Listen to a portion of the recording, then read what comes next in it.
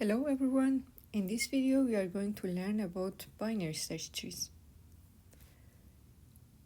So far we have learned how to create abstract list.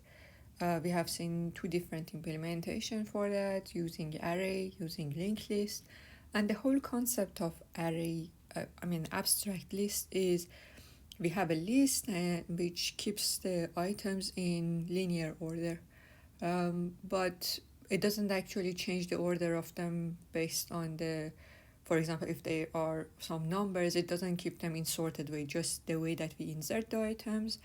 It just keeps the items in that order. So now we are going to learn how we can implement a type of list which always keeps the items in sorted way. We call it abstract sorted list. Here is an example of how it works. Actually, we don't have such a collection in Java API. So just assume that we have implemented such a collection and we called it sorted list. Here I'm creating an object of this type of list which keeps a list of a string. This is a generic, it has a generic implementation and I can keep items of any type. And then I have inserted three values in this list: Steve, Harry, Chaitanya. And you can see that the orders is I added a Steve first, then Harry, and so on. Then after you added the items, here I'm using actually the name insert. There's no difference. You can have any name for your method to add the items. Here I'm calling it insert because later on in the actual implementation I'm using this name. After adding three items, if you print the items in this list, you can see that it looks like this. Although I have added a Steve first, then Harry, then Chaitanya, it actually keeps all the items in a sorted way. If I print the list, you will see that the items are sorted. Then let's actually see that adding more items, or for example removing some item, then if you again try to print the items in the list, you will see that again it is sorted: Ajit, Chaitanya, Mary, and Steve. So the whole idea is that we are going to create an abstract, a collection that keeps the item in sorted way.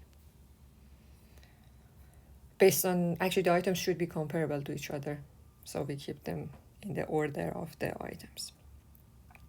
So if we think about the implementation, so far we have seen how to implement a list using array or linked list.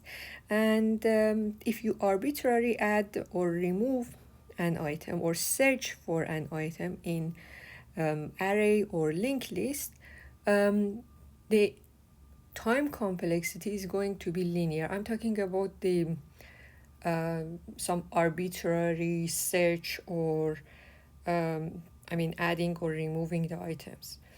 But linear time complexity is actually too much for us. We are going to see that can we do better than this. The thing is, I'm going to show you how to create a collection to keep the items in sorted way, and the time complexity for adding an item, removing an item, or searching for an item in the list will be log of n. So our goal is to reach to this time complexity. And we will, in this video, we are going to learn about a specific data structure, binary search tree, that helps us to reach such a collection that works in this way, keeps the items in sorted way, and give us a good time complexity of log of n. So how we are going to do that? Remember, when we had, if we have a list of items, we have an array of items that all the items are in sorted way. If I'm searching for a new item, I can use a binary search algorithm. Remember that, for example, looking for an item, you can look at the middle item, and then if the item is equal to this, you found it. If it is greater than this, you will search in the right side of the array, because you know that the array is already sorted, and definitely if the item you are looking for is greater than this item, the middle item, it should be in the right part, in the right half of the array. If it is smaller, you will search in the left half of the array, right? And in this way, so each time you will discard half of the items that you need to look for, and so the time complexity will be log of n. I am going to use the same idea and see that how can I expand this idea to implement my collection, the sorted list. So the issue with keeping the items in an array is that, the searching is very good. The searching can be done in log of n if I implement my collection using an array. But if a new item is going to be added, you have to shift all the items. You need to find the correct position and then shift the items and insert it there. For example, if I'm going to insert something like 7, I need to first find the position for that. For example, here is the position for 7, right? And shift all the items to the right, okay? And because I don't know where the item is going to be inserted, on average, I can say that it's going to take n different operations for shift. So this is not good, right? But what if I keep, instead of keeping all the items in one array, what if I keep them in 2 arrays? Okay, so for example, keep all the items that I have, the middle item, keep it on a separate variable, and keep the right side in a separate array, keep all the items, smaller than that in a separate array, and all the items greater than that in another array. So if a new item comes in and I wanted to insert this new item in this structure, just think that I'm keeping all those items that I have instead of just in one array, in 2 arrays and 1 variable here. So you get the item, you compare it with this item here, right? And if the item is greater, it means that you have to insert it in this array. If it is smaller, you have to insert it in this array. So anyway, either if you put it in the right array or left array, the number of shifts that you need to do comparing to keeping all the items in one array will be half, right? You need half of the shifts. So this is good. I'm going to make the insertion faster if I keep the items in this way. What if I continue and apply this idea to both sides of the array that I have? So again, in all the items smaller than the middle item, I find the middle item in this box, in this part, and keep it separate, and keep all the items smaller than the middle item in a separate array, and all the item greater in another array. Again, do exactly the same for the right part. Is that I'm just recursively apply that idea on each part. So instead of one array here, instead of one array in the original case, I am using 4 arrays. 1 here, 1 here, 1 here, and 1 here. Okay, now just assume that you get a new item and you wanted to insert it in this collection. You compare it with the middle item, which you keep it separate, right? If it is greater than this, you have to insert it in this bar. If it is smaller, you have to insert it here. If it is, for example, greater, you will go and again compare it with this item first, because this is going to be the middle item. You can either keep it, if it is greater than this, you have to insert it in this array. If it is smaller, you have to insert it in this array. So for example, it is smaller, and then so in total, I'm going to tell you that in this case, the number of shifts that you need to add a new item is going to be 1/4 of the number of shifts that you need in the original array, because the length of each of these sub arrays that you kept is going to be 1/4 of the original one. Okay, this is good. I actually needed some comparisons here, but this is good that the number of shifts is going to be 1/4 of the original one.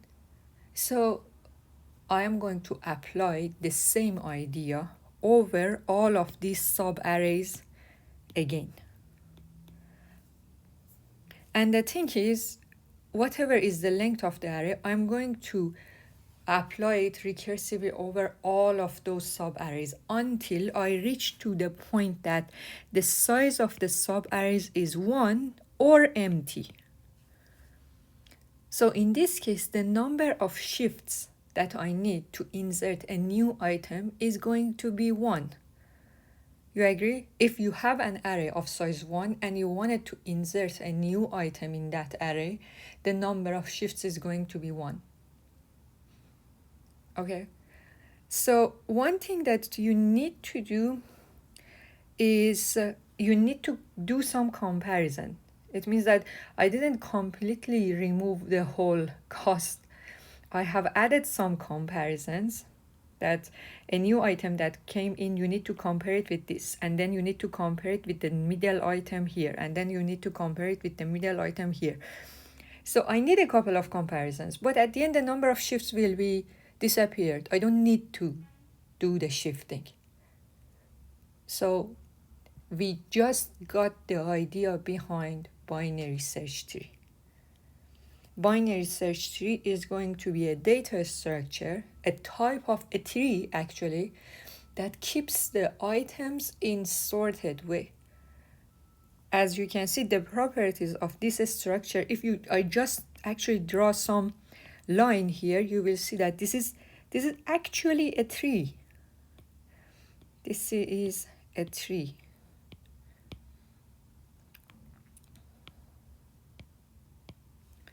Right?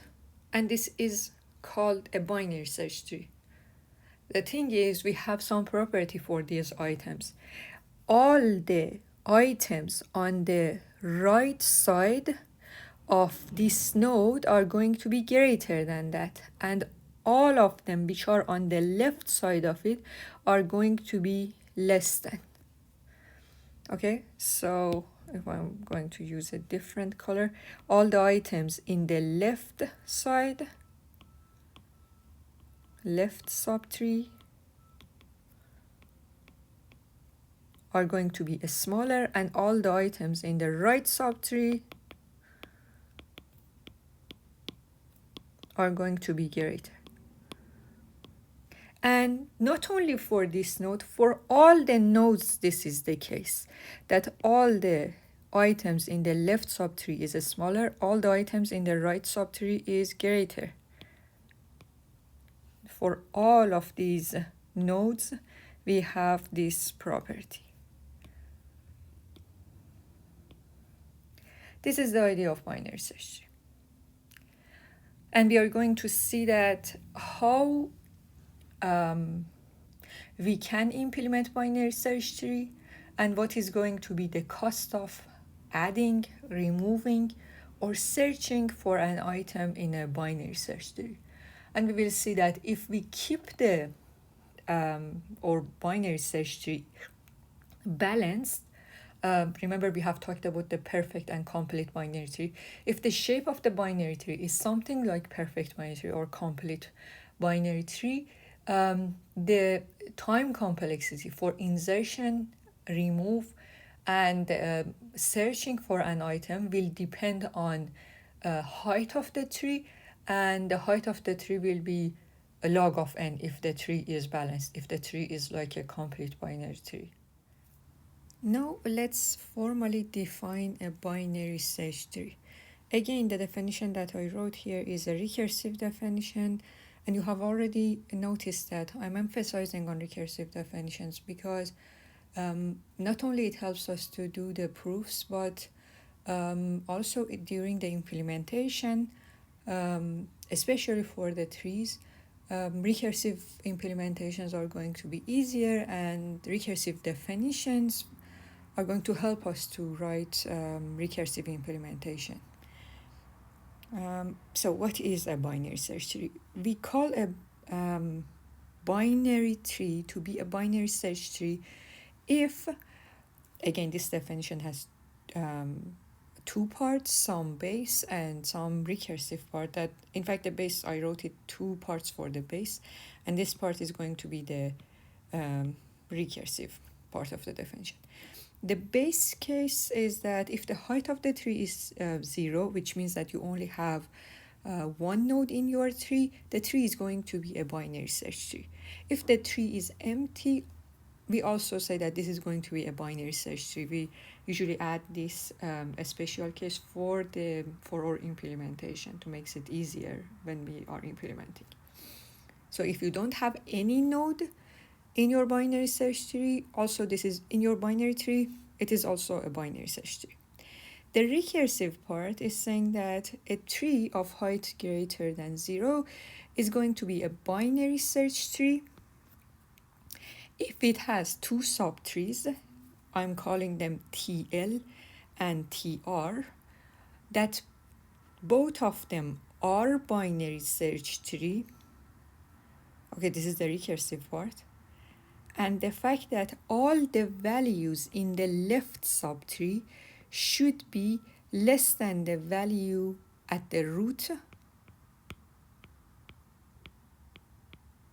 and all the values in the right subtree should be greater than the value of the root at the tree T. Okay? So both of them should be binary search tree, and all the value in the left subtree are smaller, and all the values in the right subtree are greater than the value of the root. So let me show you some examples. All these trees that you see here are some binary search trees. You can see that if you look at any of the nodes in this tree, for example this one, everything in the left of the node is going to be smaller, and everything in the right subtree is going to be greater. Everything in the left subtree is smaller, everything in the right subtree is greater than the root. This is the case for all the nodes. Again, here I have a binary search tree that I keep some letters in that, so this is going to be a string, but we have an ordering for the characters, for the letters, right? Some alphabetic ordering. So everything in the left subtree is going to be smaller, or you can say they are going to come first in the order, in the alphabet order, right? So all of these are going to be smaller than the value of the root, and all of these are going to be greater. And this is the case for all the nodes. Everything here are coming before S, and everything here are coming after S. Or for example, here I have some numbers that show some binary strings. You can think of them as the representation of some numbers, right? So whatever is the value of this binary string, it is greater than all the values in this subtree. Everything in this subtree are going to be greater than all this value of the root. And this is the case for all the nodes.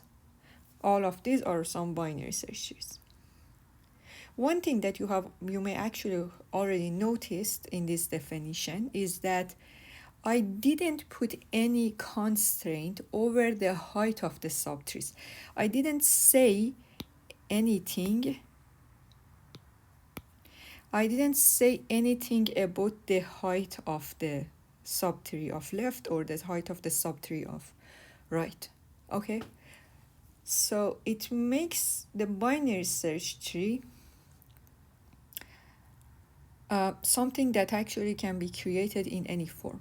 All of these examples that you can see are some valid binary search trees created using the same set of values.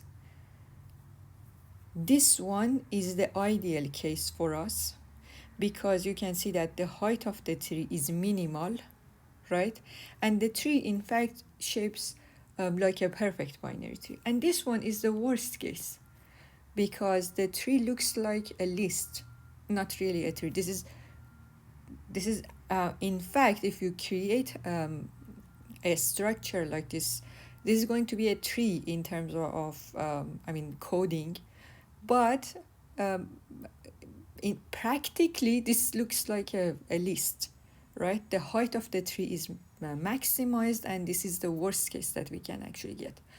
But the already recursive definition that we already have doesn't actually put any restriction on the height of the tree. You can get the tree in any shape, in the minimum height or having the maximum height. We already know that we would like to get trees with the minimum height. Okay, so in the topic of this lecture, I'm not emphasizing how to make sure the height of the tree is minimized.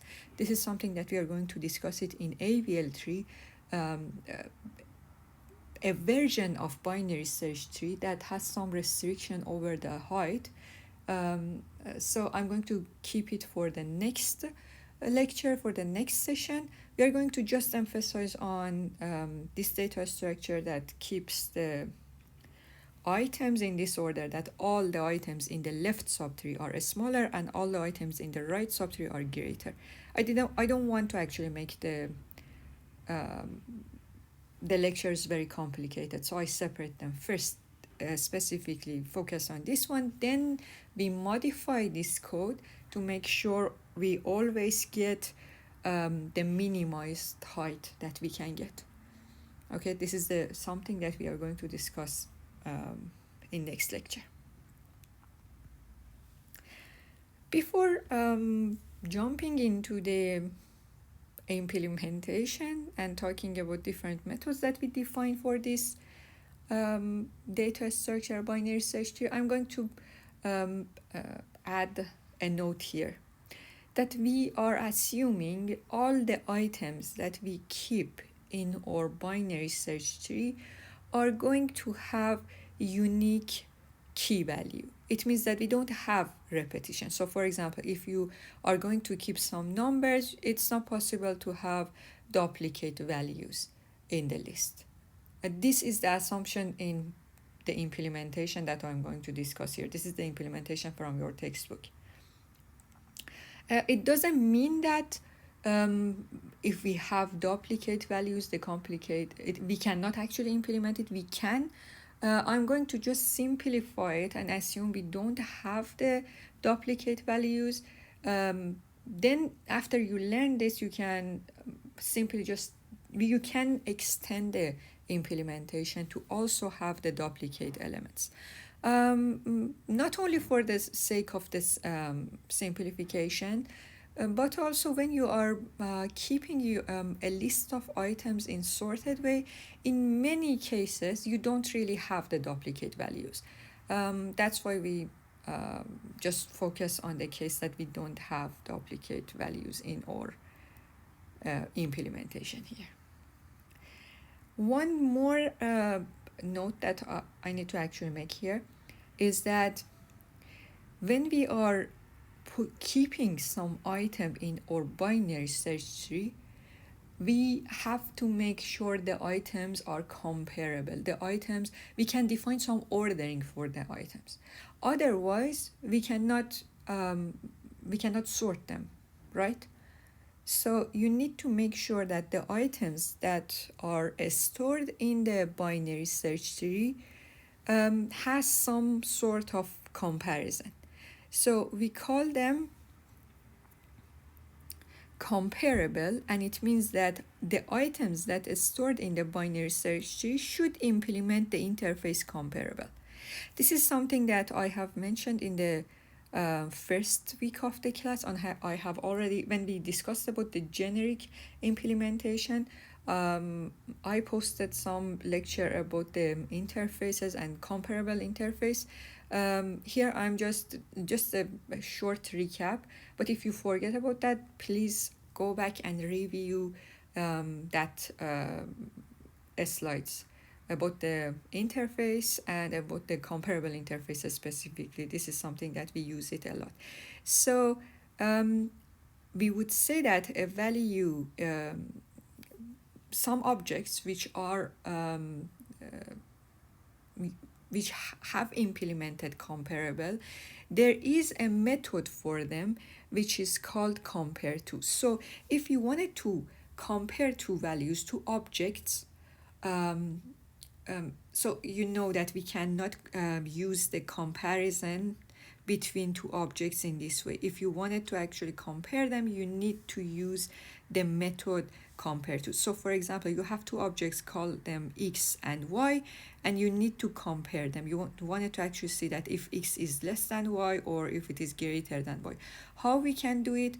To check that if it is greater or less than, you should write something like x dot compare to. When these types for so these objects x and y are coming from having created from some class, right? If that class has implemented compare the interface comparable, it means that it has a method called compare to. So when I wanted to actually compare x and y, I can write it as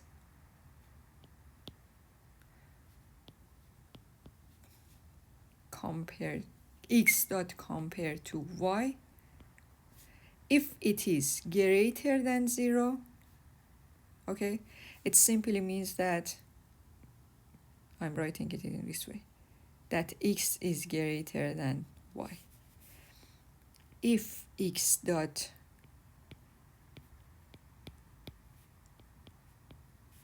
compare to y is less than 0, it means that x is less than y. Okay, so you can actually just change them to less than or equal or greater than or equal as well. Less than or equal to 0, greater than or equal to 0. Okay, you can extend it to this. This was just one note. So now let's look at the implementation.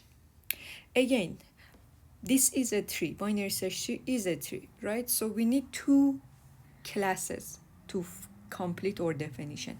One class for node and one class for the tree. Okay, so I have a class for binary node. You can see that this is the items that I have here are very similar to what we have discussed for the binary tree implementation. I have some item that actually is going to be the data that you stored, and there is going to be two references. So one node that you have is going to have two references, right? For the left subtree and for the right subtree or the right node. Okay, so I have left and right. I also have defined two tree constructor, that this one creates an empty node, this one creates a node which the reference of the left and right, both of them are null, so it creates a single node that actually has some value, but it is a leaf node basically because the left and right, both of them is null. And this constructor, the last constructor, it takes some left reference and some right reference. Okay, so the implementation, the complete implementation of binary search tree is available on Blackboard. As I'm going through this lecture, I would recommend you to open the source code, and whatever we discussed here, you check it in the source code and play with the code along with listening to this lecture. One difference between the the binary tree implementation that we have seen in the previous lecture and the binary search tree is that in most of the methods that we have defined in the binary tree implementation, we had a helper method in the binary node class for that as well. In the binary search implementation, the binary node is very simple. The binary node that I have only has these fields and this constructor, nothing else. I'm not actually adding any other method here. But all the helper functions are going to be written in the binary search tree. So the main implementation is going to be done in the binary search tree class. So don't be confused with it. It's just you can implement your binary search tree in different ways. This is just one way. This is exactly what that comes from your your textbook. I'm going to stick to that. So one thing about the syntax that you might not have seen it before, but if you wanted to implement a generic collection, a generic container, so that the items are going to be generic, any type, right?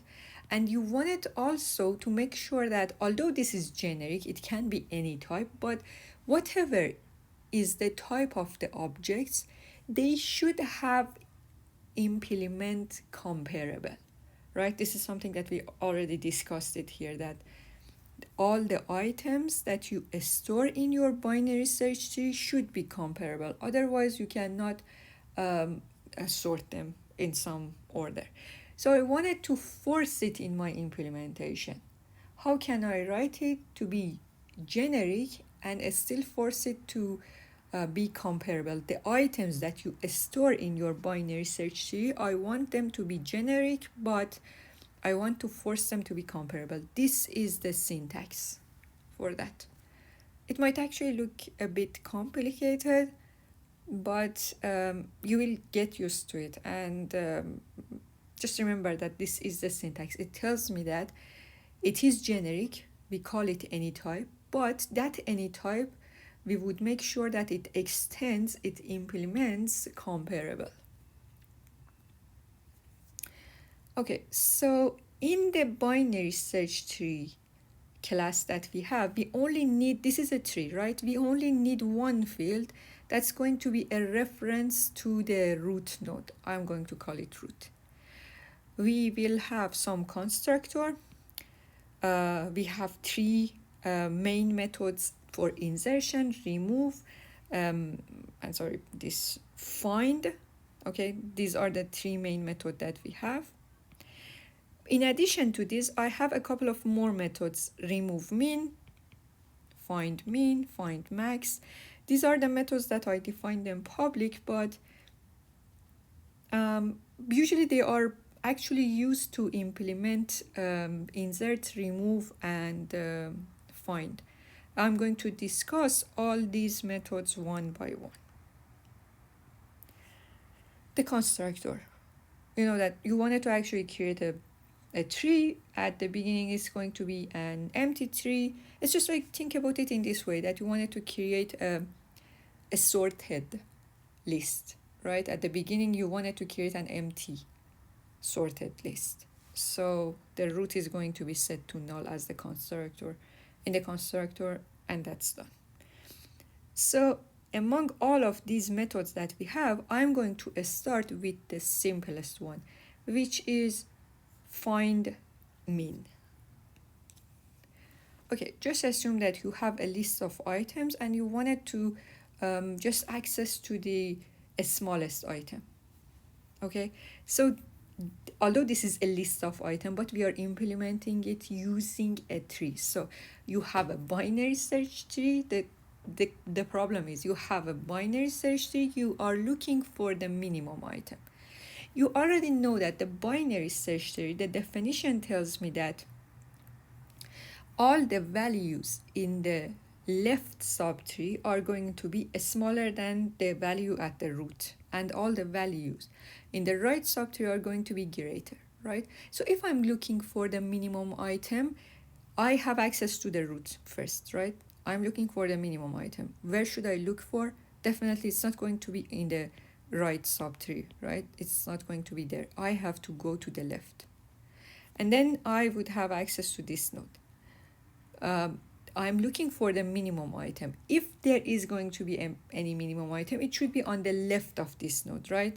I'm not going to look at the right side of it. I'm going to look at the left side. From this node, you access to this one, and then you look at the left node. You look at the left node. You look at the left node. Whenever you reach to the point that there is no left point, left subtree, there is no left node. If the left node is null, you have reached to the minimum item that you are looking for. And you would stop, right? So this is going to give me the minimum item. How to implement this? I have, in fact, two methods for that. One method, which is the public one, that we can actually call it from outside. And I have some helper method, which has been defined as protected. The name is the same, but one of them is public, the other one is protected, and the return type of them are different. So that makes them two different methods. Okay, so the public method, when you call for give me the minimum item in this binary search tree, this is going to call the helper method find min over the root.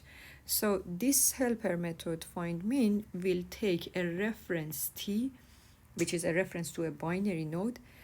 We call it over the root here, and it gives us the minimum, a reference to the minimum, the node that has the minimum value in the tree, or in the tree that has this, the root, which is rooted at t. Okay, what it does, it basically is going to be a loop that this is the main process that we do. You started from, forget about this one, you started from t and checking that if t.left is not equal to null, you change t to t.left. So t at first is here, then t will be this one, then you still check t.left is not null, so t will be updated to this one, then t will be updated to this one, then t will be updated to this one, and then you see that t.left is null, right? You would stop. You would stop, the loop here will stop, and what you return is t. What is the value of t? The value of t is a reference to this node. This reference will be returned here, okay, and will be passed to method called element at. Check the definition of element at your binary, at the source code. So you will see that element at is a simple method that just check that if t is not null, it will return t.element. It will give you access to the element that we have stored in the node. The thing is, we don't want to give access to the references to any of the node in our tree to outside. We just wanted to return, for example, 3, 8, 11, whatever has been stored as the minimum item in your list. Okay, so element add is going to just return the value at some specific node. If the node is null, it will return null. Otherwise, it will return the element that you have stored at there. You can see that this definition is not recursive, right? This is a non-recursive implementation. And it was simple. You started from the whatever is the reference of t. You keep going to the left, keep going to the left, keep going to the left until you reach to the point that there is no left node. So you stop and then return back the reference to t. I can also rewrite it in a recursive way. I'm emphasizing here on the recursive and non-recursive version, compare them, because it helps you to understand the more complicated methods like the insertion and method that we have implemented using recursive way.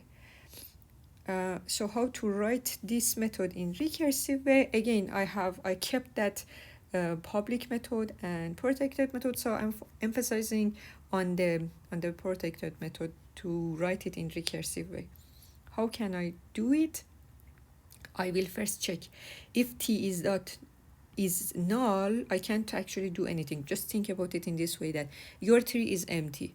If the tree is empty, there is no node, in fact, right? So it just returned t.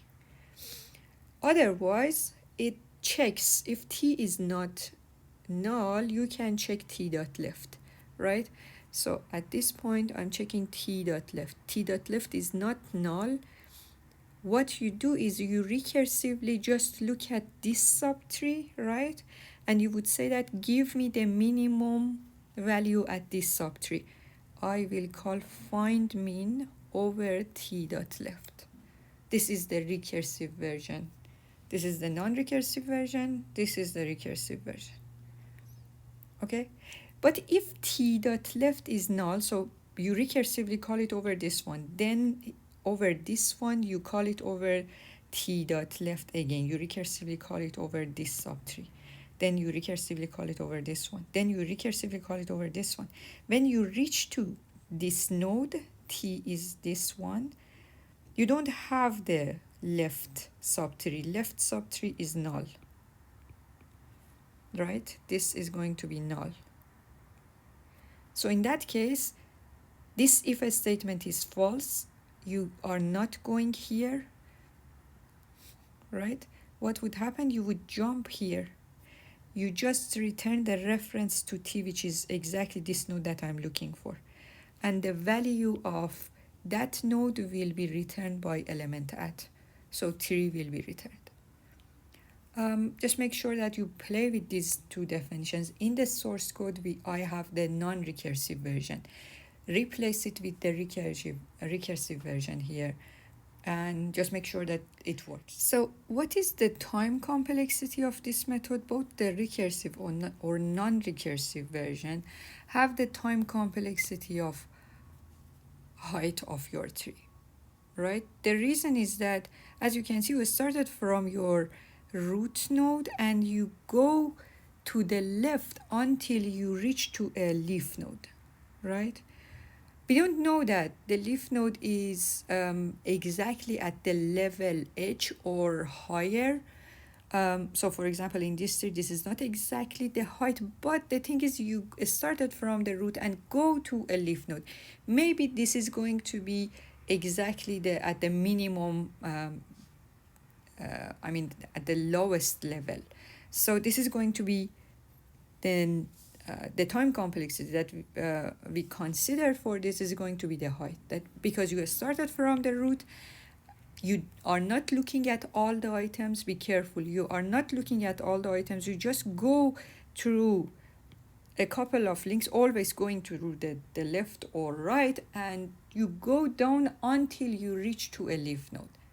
So it makes the time complexity to be equal to the height of the tree. Both the recursive and non-recursive version are going to be of the same time complexity.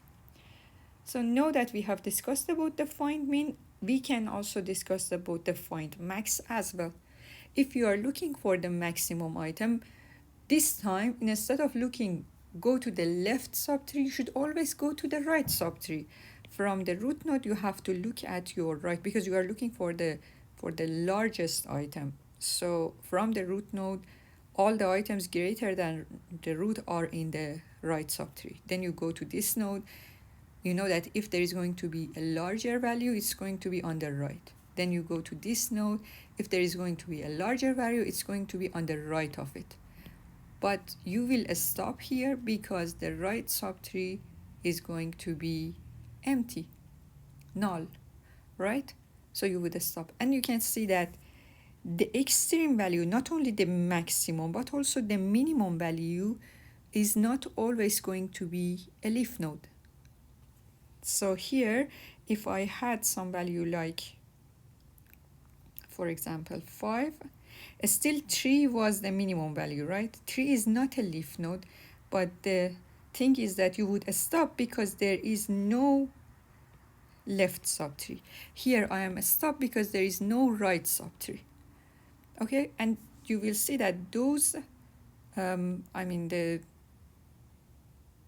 condition that I have to check is just checking the right subtree or just checking the left subtree, not both of them. The implementation of find max is going to be very similar to the find min. You can see that this is exactly the same. The only difference here is that I am going always to the right subtree instead of left subtree and updating t to the right subtree. As an exercise, try to write a recursive version for this find max. This is something that we will do in the lab for this session.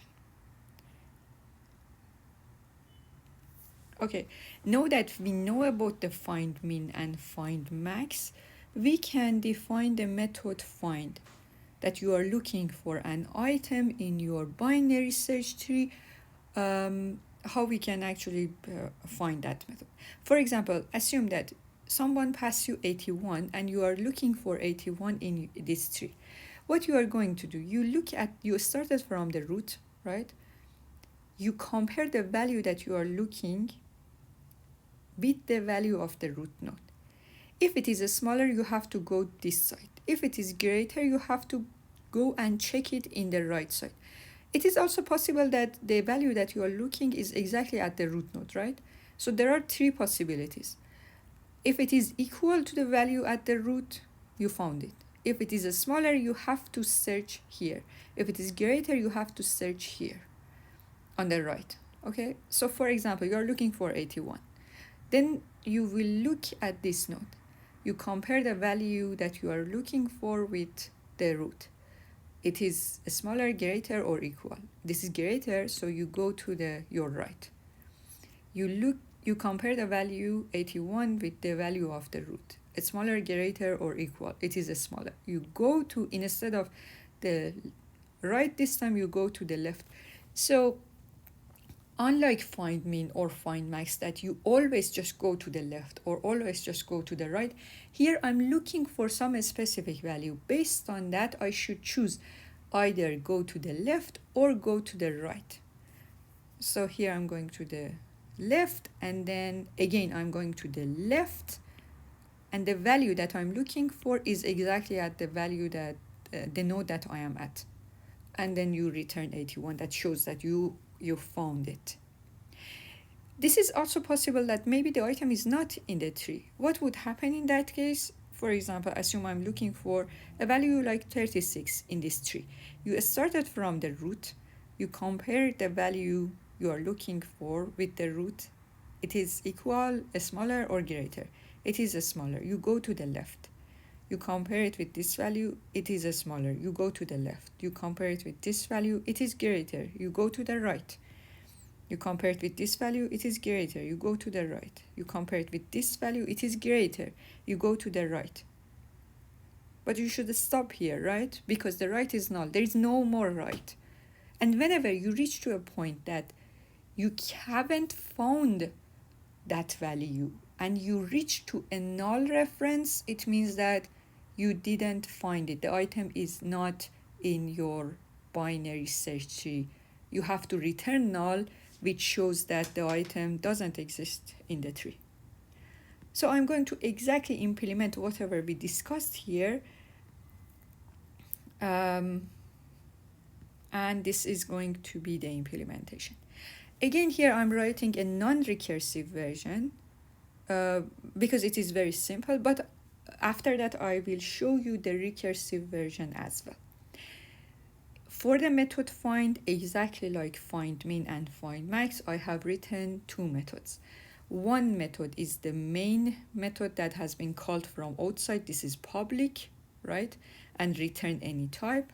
It just finds the item and return the reference to the element that has been stored in the tree, not the nodes. And there is going to be a helper method, the same name, but this is protected, and it returns a reference to the node that has the item. Okay, it will return it to element add, and element add will get the item out of the node and return that just the item. The method find is going to have, this helper method find is going to have two arguments. One argument is the element, the value that you are looking for, and the other argument is going to be the reference of the node that started from this node over the subtree that has this root. Search for the value x for me. So when I am calling it in the main method find, I am calling it, I'm passing x and I'm calling it over the root. It's started from the root, right? And for example, search for 36 or whatever. So I have a loop. The loop will iterate until we reach to the null pointer. If t is equal to null, this loop will stop, right?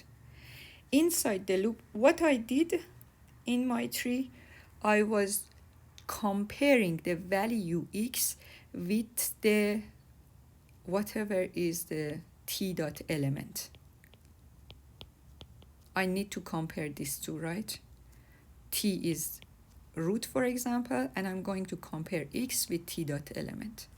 If x is greater, you have to go to the right. If it is smaller, you have to go to the left.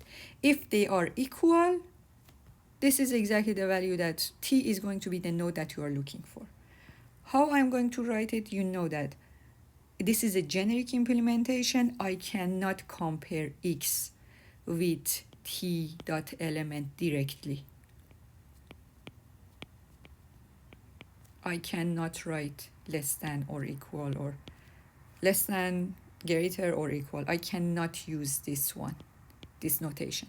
What I can do is using compare to. So I'm writing x dot compare to t dot element. If it is less than 0, it means that x is smaller than t dot element.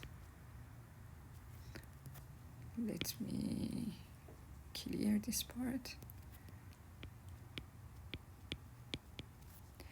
If it is greater than 0, it means that x is greater than t dot element. If it is not smaller, if it is not greater, it means that it will be equal. So I have three cases. If it is smaller, you need to update t to t dot left. If it is greater, you have to go to the right. Update t to t dot right. If it is not smaller, if it is not greater, it means that you found it. T is going to be the reference that you are looking for, and you return that. I can write a recursive version for that. Compare these two definitions. You see that instead of actually updating t, I am calling the method find recursively over the t dot left. So if the item is smaller, you have to look for it in the right subtree. If it is greater, you have to look for it in the right subtree. So there's a typo here. I will actually fix it. This is going to be right. And if it is not smaller or greater, you found it. You just return the reference t. Okay, and in the case that t is actually null, you will return null as well. It means that you have reached to the point that something like this one, that you went to the left, left, then right, right, right. Then when you actually reach to the null, you will return, in the recursive actually case, you will return this null, which means that the item is not there. T is null. It means that you reach to a reference which is null. It means that the tree, the item is not in the tree. So what is the time complexity here? Again, because you started from the root, and you might actually go one way, either left or right, and you go down until you reach to a leaf node, or you reach to the null reference. The time complexity is going to be depending on the height of the tree.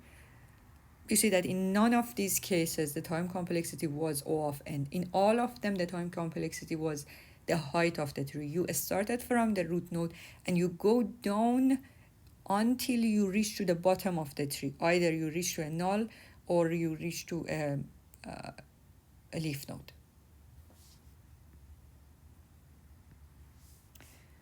Again, just make sure that you put this implementation in the code, the recursive and non-recursive version, play with them, get used to the idea by comparing these methods, the find methods, find min, find max, and find. All of them are simpler, so if you get the idea, absorb the idea of the non-recursive and recursive version, it's going to help you to understand the two other methods, insert and remove, which are a little bit more complicated, and we are going to write them in recursive way. So now let's discuss about the method insert. One note that I'm going to add here is that, as you can see, unlike the abstract list, for example, for the abstract list of the array or linked list, we had methods like add first, add last, or insert with reference, with index. That, for example, insert at index 3, insert at index 4, whatever. These type of methods are not valid over sorted list, over abstract sorted list. If you are going to keep the item sorted, you should not allow to insert item at arbitrary position. The only method which is valid for insert is just one generic method, that you pass the item and the collection will find the correct position and put the item there. So we are going to define only one method, insert, and that's it. We are not going to have methods like add first or add last or add or insert with index over binary search tree. We only have one method which is called insert. So now let's see that how the method insert is going to work. Assume that we are going to add an item, and remember we mentioned that there is no duplication in the binary search. We assume there is no duplication, so the item that you are going to insert is not in the tree. So where you are going to insert it, you should insert it at some of these potential positions, some of the actually leaf nodes, actually, right? Somewhere, depending on what is the value. For example, if I'm going to insert something like 40, what would happen? You started from the root node. You need to first search for the correct position. So you would say that 40 is smaller than the root, so I should insert it in the left subtree. Then you go to this node, you compare the value 40 with the root, and you say that, okay, it is greater than this node, so I should insert it in the right subtree. Whenever you find a reference which is null, you note that, okay, this is exactly where I should put the item. So I will create a node, store the item there, and then update this reference and say that, okay, this is going to be the node, so for example, the right node of 39, and that's it. I have inserted 40 in my binary search tree. Let's look at another example. I would like to insert some item like 52. I started from the root node. Compare the value of 52 with root. It is greater than 42, so I need to insert it on the right subtree. So I go to the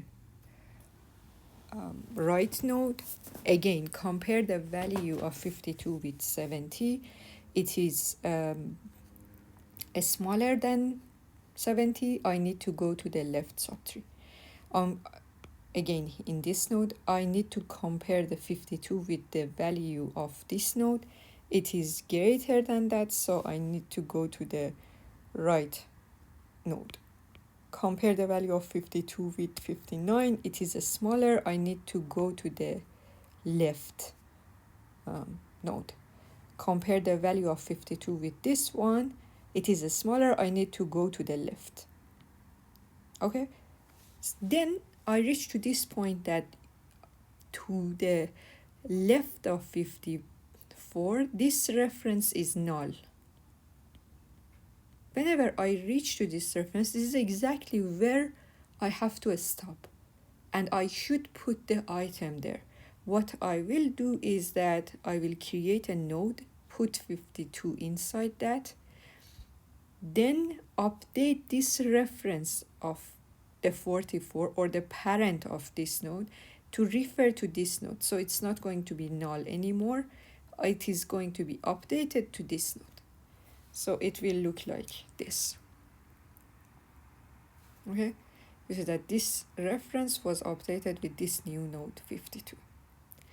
So this process is exactly, the first part of it is very similar to the method find, right? You started, the main part that you should do is exactly what we did in the method find. We started from the root. It's just like you are looking for the item. We do exactly the same process until we reach to an empty node.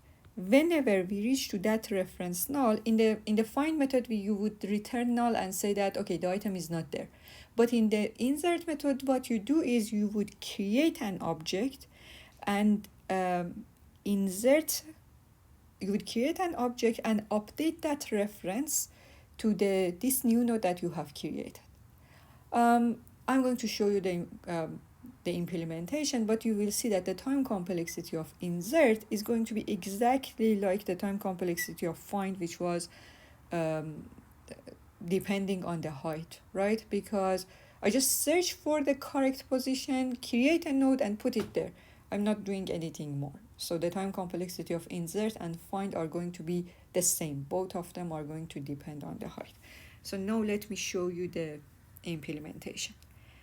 In this implementation, I'm again using two methods. One public method that someone from outside can call, right? That just insert the item X for me in this binary search tree. And there is going to be some helper method which is doing the main job, putting the item in its correct position. What I'm going to pass to this method insert, I'm passing the value that needs to be inserted, and I am passing the reference to the root. I'm telling that put the item at the tree which is rooted at this reference. So now let's look at this method, the protected method insert, which is done the main job. This implementation is a recursive implementation. You can try to write the non-recursive version of this one to just understand it. Makes it, it helps you to understand what the method is actually do. This is something that we will do in the lab of this week. So let's focus on the recursive version.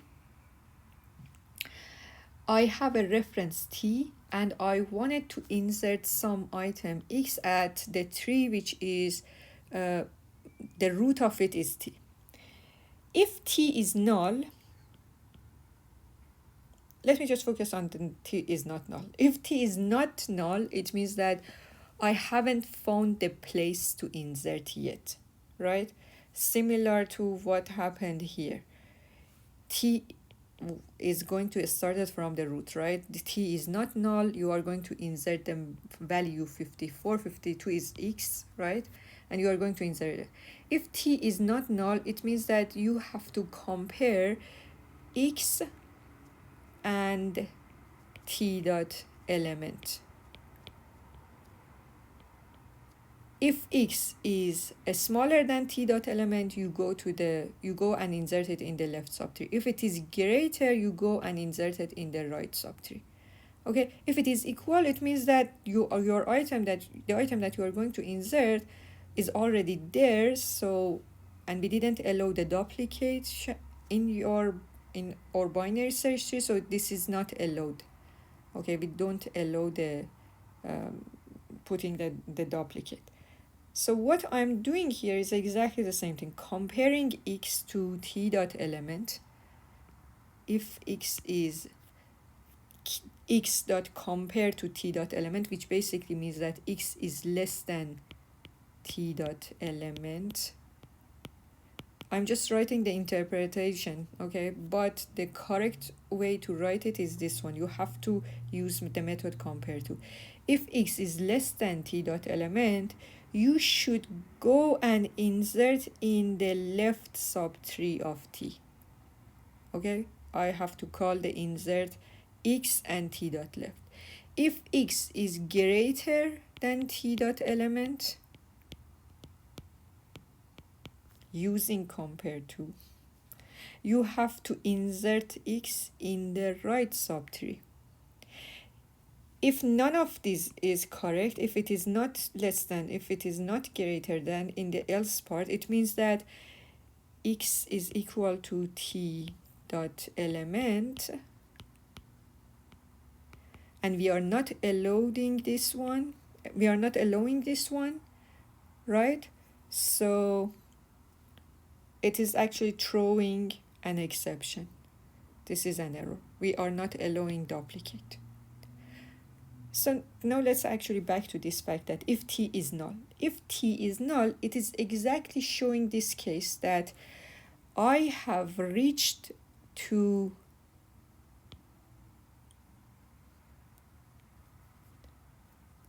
this case. This is t, which is null, right? T is null. If you have reached to this case, it means that this is where you have to create your node. Create your node, put the item inside that, and then update the reference of the parent to refer to this. How can I do that? This is a recursive implementation. That's why it actually makes it easier. You create a node, right? And t will be updated to referring to this node that you have created. What would you do is that you return t after that. It's just like in your, for example, in this case, you are recursively calling the method over the right subtree, then your left subtree, then your right subtree, then your left subtree.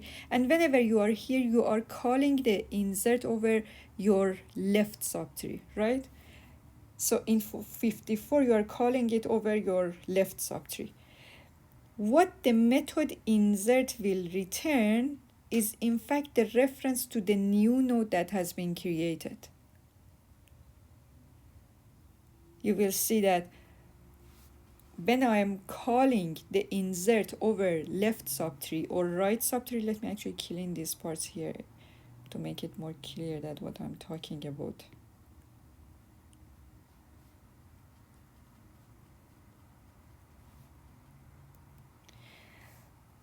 So if t is not null, it means that you are inserting either at the left or at the right subtree.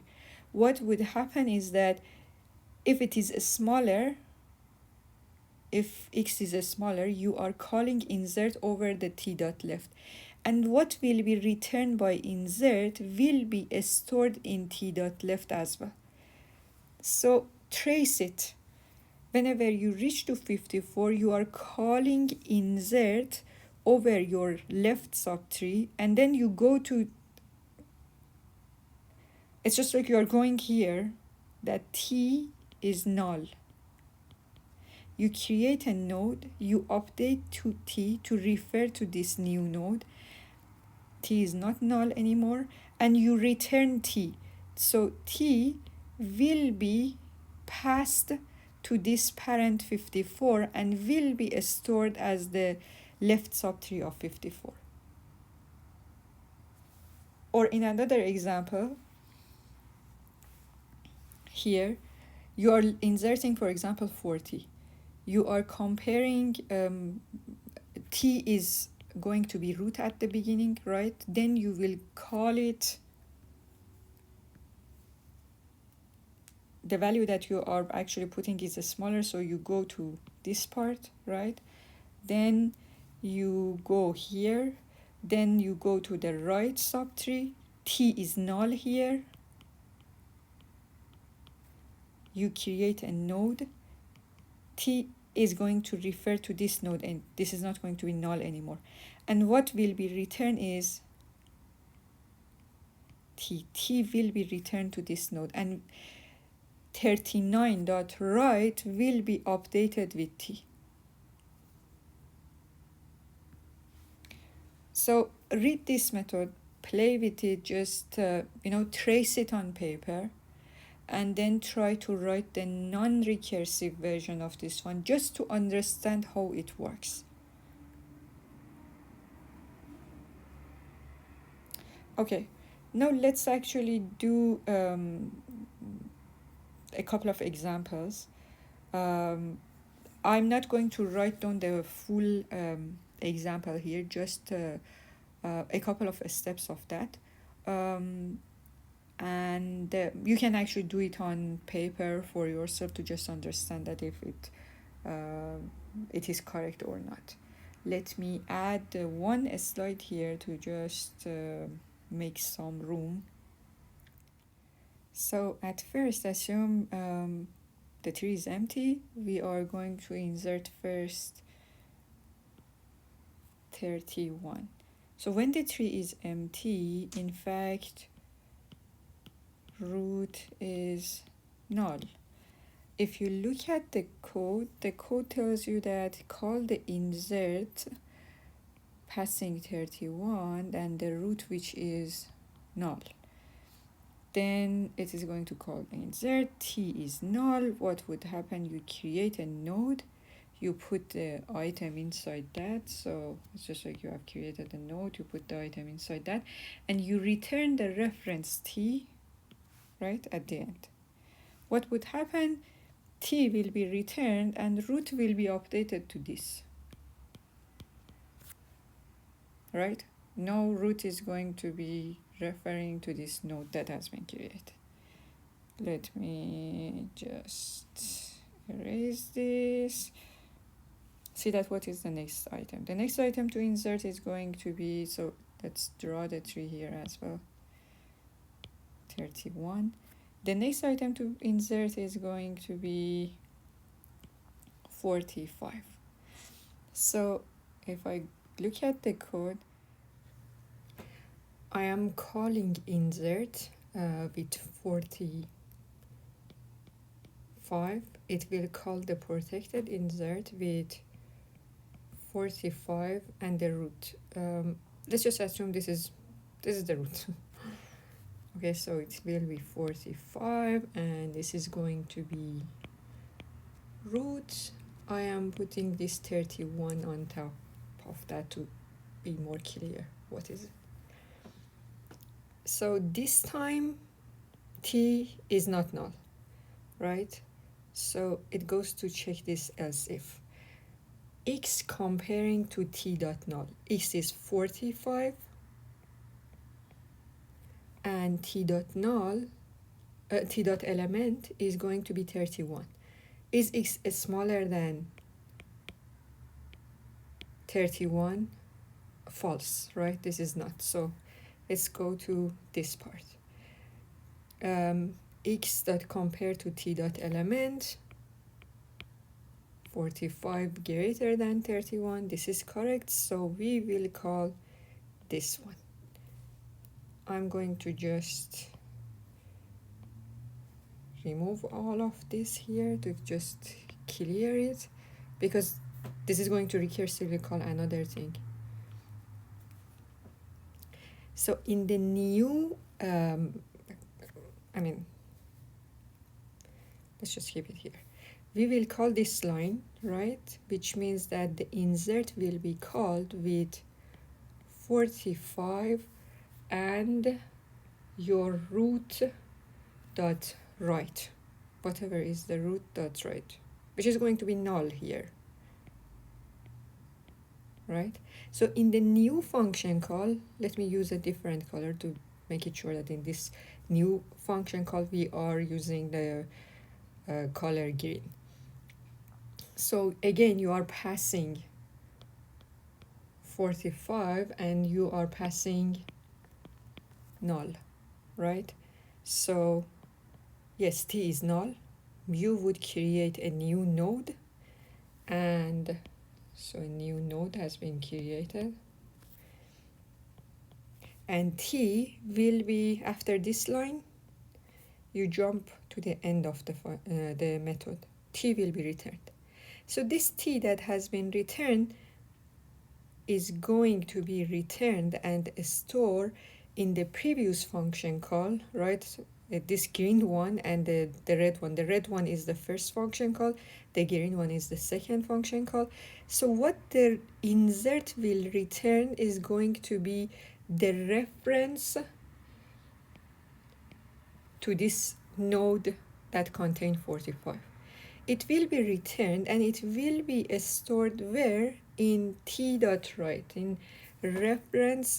Here we are in the previous function call, right? So this connection will be made here. So that's it. Our new tree is going to look like this. And after this line, you just go to this part, t will be returned. What is t? T in the current function call is actually the root. So the root will be, get back here, and actually you are not changing the root anymore.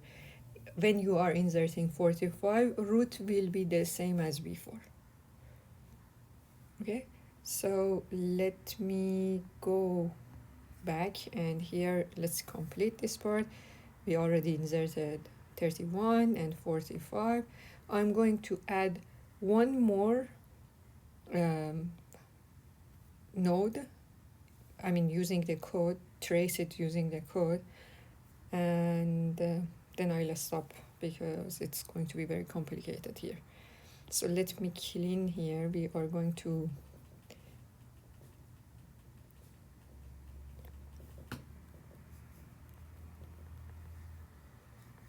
so this is the current situation of the tree. Again, here we are passing 36 and calling insert over the root. So this is going to be 36 in the first function call. This is going to be root, right? And t is not null. We are checking x, comparing x to the element at root, which is going to be 31. 36 is greater than 36 is not less than 31, so this part is going to be false. We are running this part. 36 is greater than 31, right?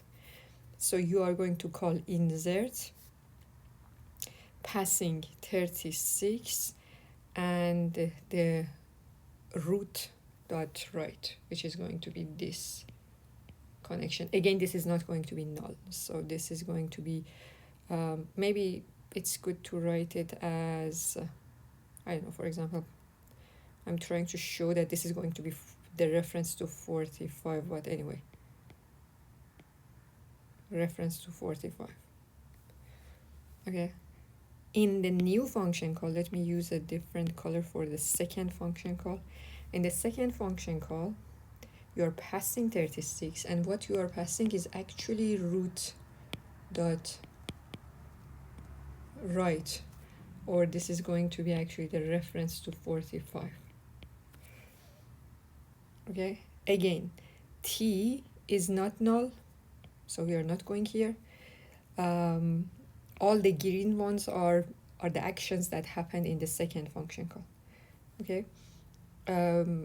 so you are comparing 36 with 45, right? T dot element here is going to be 45. We are here, and it is smaller than 45. So in the second function call, we go to t, this line, t dot left is equal to insert passing 36 and the left hand side, the left reference of 45, which is null. Okay, let me use a different color for the third function call. In the third function call, the value that you passed is 36. The value of t is going to be null, right? So if you check this one in this function call, this is going to be true. What would happen? You create a node, put the item inside that, right? And this is going to be the reference to t. You return t. Where t is going to be returned, it is going to be returned here, which means the 45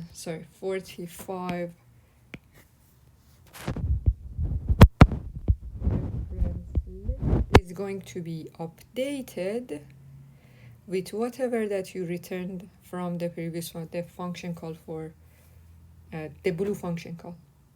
So this connection is going to be made. Now let's actually go back here. T is going to be returned. You see that the reference of 45 is not changing. You are returning exactly the same reference. So what will be returned here is still exactly the reference to 45. And this reference will be maintained, and it will be set as t dot right, which is going to be this connection, right? This connection will be set. Probably I should actually change the color, because now we are in this function call. And then in this function call, you return t, which is exactly the root. The root will be, the reference to the root will be returned and will be set here. So again, when you are inserting 36, root is not changing. The reference, the right reference of the root is not changing. What will be changed is this part. A new node has been added. So node 36 has been added. I'm going to stop tracing over the code. I hope it is clear for you.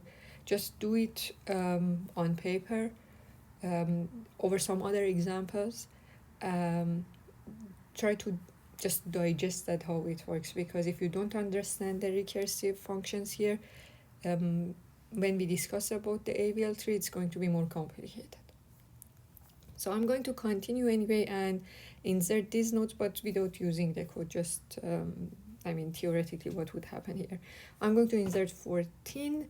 So you started from the root, you compare it with the root. It is smaller than the root, so you go to the left of it, you create a node, and you put 14.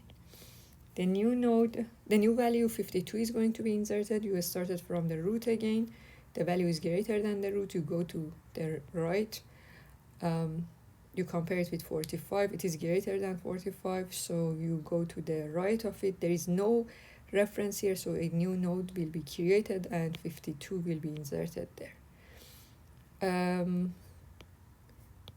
The next value is 42. Again, you started from 40. The root. It is greater than the root. You go to this node. You go to the right. It is smaller than this value. You go to the left. it is greater than this value, you go to the right. The right is a null reference. You create a node and set the connection here. The next value that will be inserted is 6.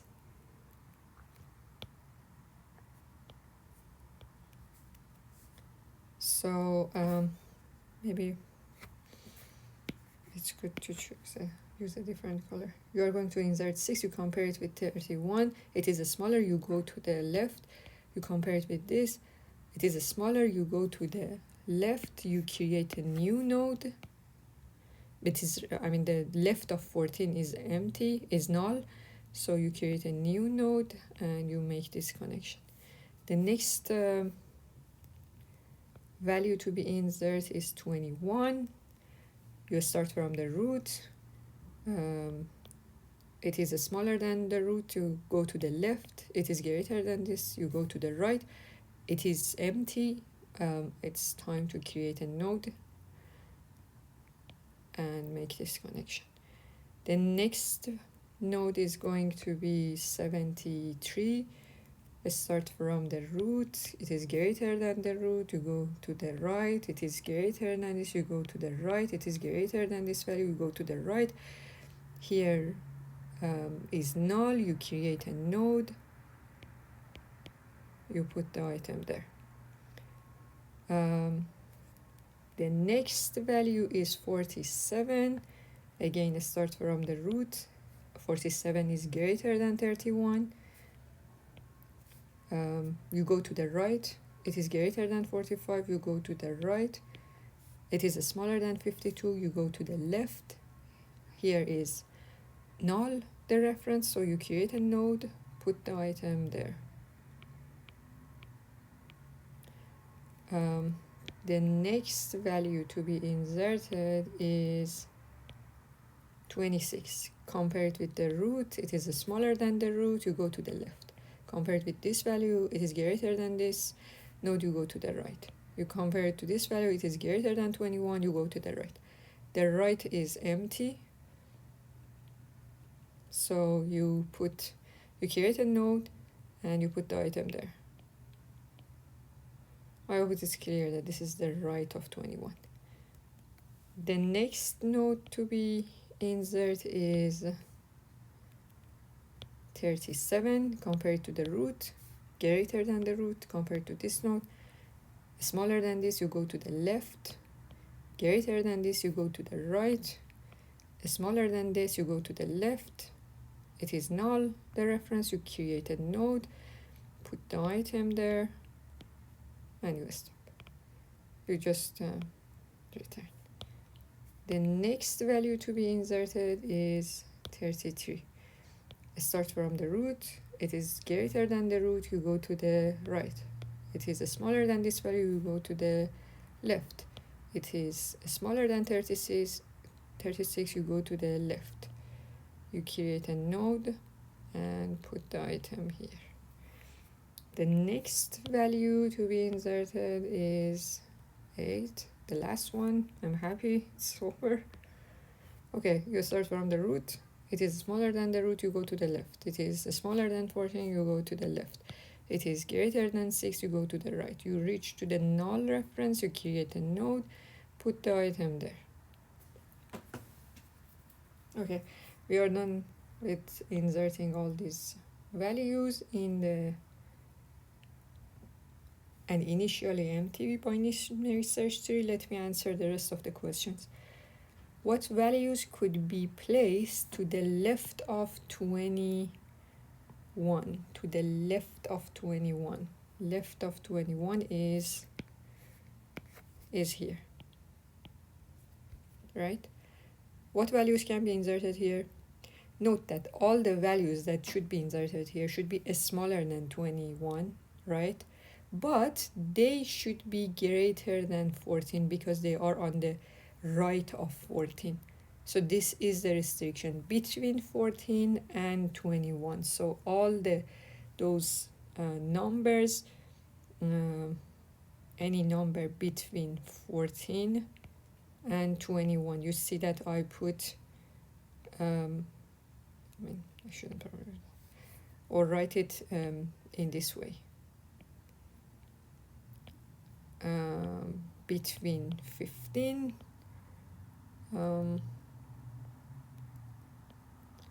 to 20. Any number in this interval can be inserted.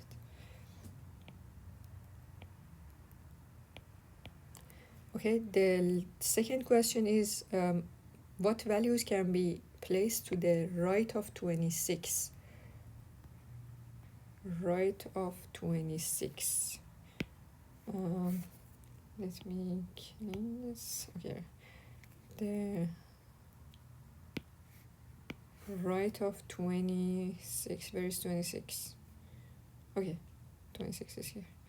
The right of 26. It is telling me that all the values here should be greater than 26, but they should be smaller than, all the values should be smaller than 31 as well, right? Because it is to the left of 31. So everything between 26 and 31 can be inserted here. Or I can write it as 27 to 30.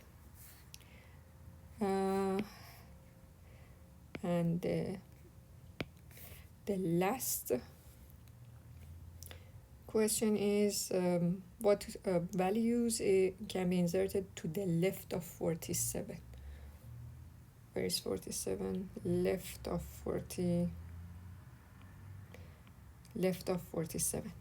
It means that the values should be smaller than 47, but they should be greater than 45, sorry. Okay, the only value that can be inserted here is going to be 46. The next question is how would we determine if 40 is in this binary search tree? You start from the root, it is 40 is greater than 31. You go to the right, 45 is greater, so 40 is less than 45. You go to the left, and then you compare it with 36, then you compare it with 42, then you compare it with 37, and when you reach to this point, you will see that this is null, so you would return false or null, that the item is not here. The next question is which values could be inserted to increase the height of the tree? Okay, now let's look at the tree that we have. We want to check that what values should be inserted to make sure that the height of the tree will be increased. What is the height of the tree? The height in any tree is going to be the maximum distance to a leaf node. In this tree, if you look at the nodes, if I actually calculated the height of this node is going to be 0, the height of this node is going to be 0, the height of this node is going to be 1. Always just apply that recursive idea.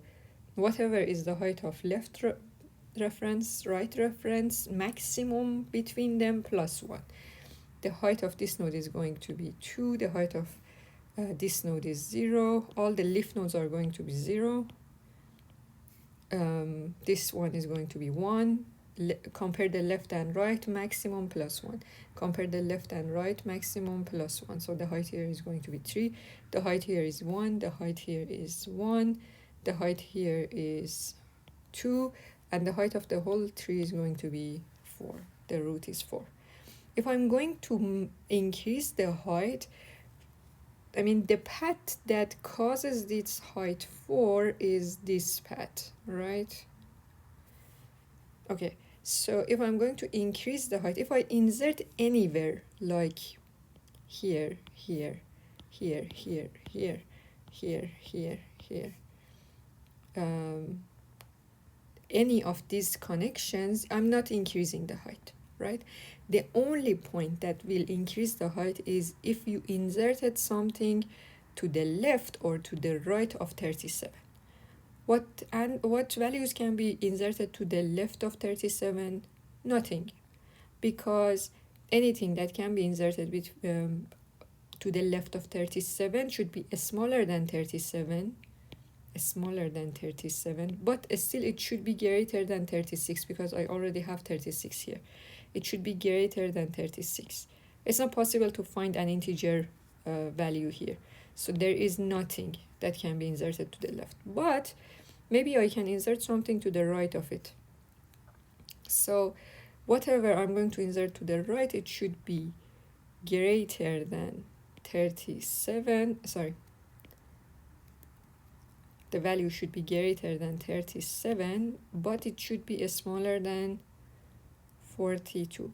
Yes, if you try to insert 38, 39, or 40, or 41, all of these values can increase the height of the tree because they are going to be inserted here. So this is the answer for the last one. Something between 38 and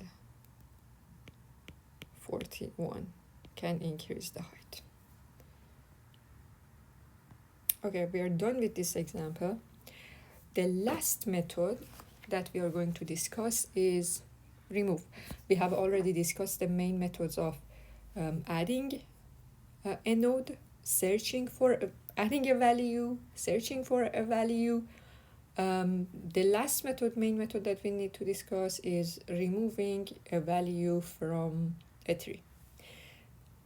This one is a little bit more complicated than the previous two main methods that we discussed, because when you are removing something from the tree, it is possible that you cause a hole in the tree, and you should be careful about that. When you are adding or when you are searching in the tree, it's going to be easier. So I'm going to consider 3 different cases. The value that you are searching and you are going to remove, just assume that it is there. If it is not there, the tree is not going to be changed, so I'm not discussing about that.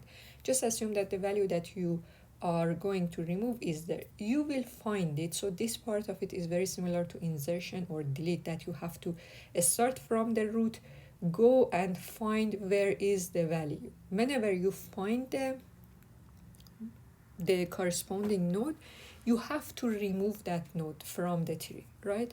And there are 3 different cases for that node. That node can be a leaf node, like for example you are removing this one or this one. Removing a leaf node is going to be easy, right? So that's why I'm consider it as a separate case. The next case is that if you are removing an item that exactly has one node, something like 8. If you are removing 8 only have one child, right? Or for example, if you are removing 99 only have one child. Or for example, 54. This is a different case. Again, this is going to be easier than the last case. The last case is that you are removing a node that has 2 children. For example, if you are removing 70, what would happen? If you are removing 81, what would happen? If you are removing 42, what would happen? I'm going to show you all these cases one by one. The first case is that if you are removing a value, for example, like 75. The first step in removing is that find that node. So you start from the root and you say that, okay, 75 is greater than the root, so you go to the right. You compare the value of this node with the value you are looking for. 75 is greater than this, you go to the right. 75 is smaller than this one, so you go to the left. 75 is smaller than this one, you go to the left. 75 is smaller than this one, you go to the left. You find it. Then you check that what is the reference to the left and reference to the right. Both of them are null. Great. What can I do is that I can remove this node. How can I remove this node? I only need to change the reference of its parent to null. if you set the reference, the left reference of 81 to null, the node will be removed, right? So it's just like you set this one to null. Okay, another case, for example, you are removing 40. You will start from the root. The value is smaller than the root, you go to the left. The value is greater than this value, you go to the right. The value is exactly equal to 40. I mean, the value of this node is equal to 40. So that's it, I found it. I checked the references of left and right, both of them is null, everything is okay. You can remove this one. So if you think about it, how we are recursively implement this one, just like you are doing something very similar to insert method that we discussed. If I'm recursively doing this, when you reach to this node that you found it, by after checking that this is going to be a leaf node, what I need to do is that if I just return null to the previous function call, everything will be set. So actually the reference here will be set to null, and the node will be removed, and everything is fine. Okay, so it will be like this. But what if I'm going to remove something like 8 in this tree, a node that has one child?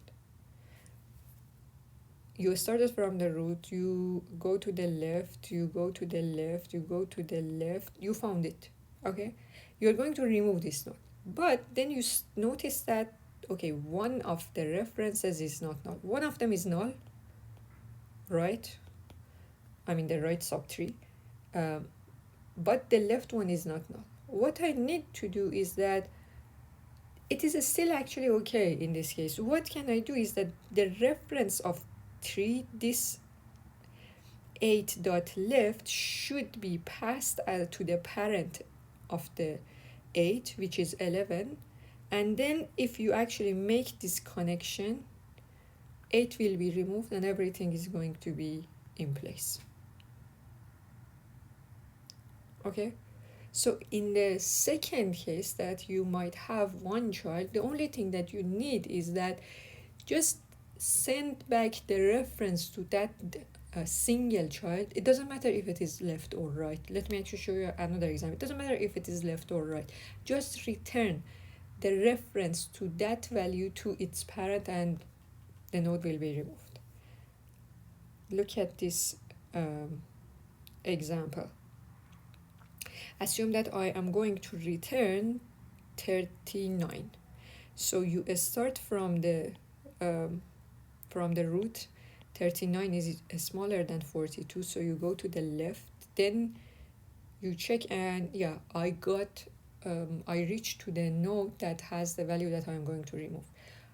And then I would check the left subtree, the right subtree, one of them is null. What I need to do is that I just need to pass the reference to 11, pass this one to the parent of 39, and make this connection, and then 39 will be removed. And everything is safe. Why? Because everything to the left of 39 is going to be smaller than 42, and the connection has been preserved, and the result is a binary search tree. Now assume that I'm going to remove something like 99. What would happen in this case? So for 99 is greater than 42, you go to the right, greater than 70, you go to the right, you reach to this node, and it is exactly containing the value that you are going to remove. I need to remove this node. Do you see that I have just one children? Unlike the previous cases, here is that although 99 is at the right of its parent, at the right of this parent, his parents, but it has a left child. Sorry, the left child. What should I do? The thing is, there is no difference if you have a right child or the left child.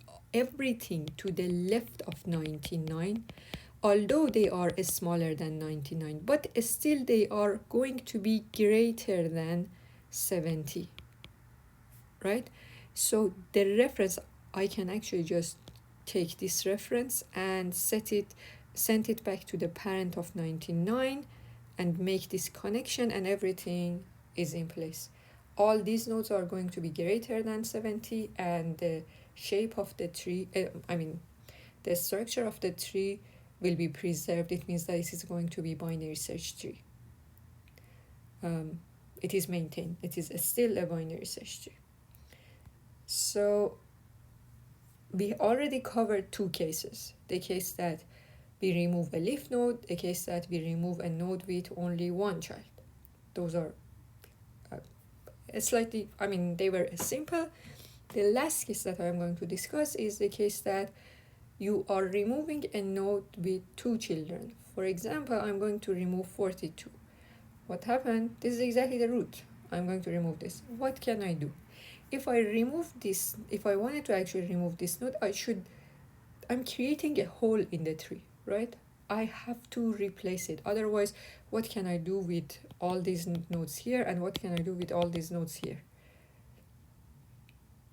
So one idea is that you would say you should put, instead of removing the node, literally removing this node, just get something, some node, some other value from the tree and put it here in this hole that you have created, so that the tree is still a binary search tree. But what can be that value? For example, can I actually take 70 and put 70 here? You can, but if you put 70 there, you are in fact propagating this hole. No, this is going to be the hole that you have, and you have to fill it. So it's going to be complicated if you are doing that.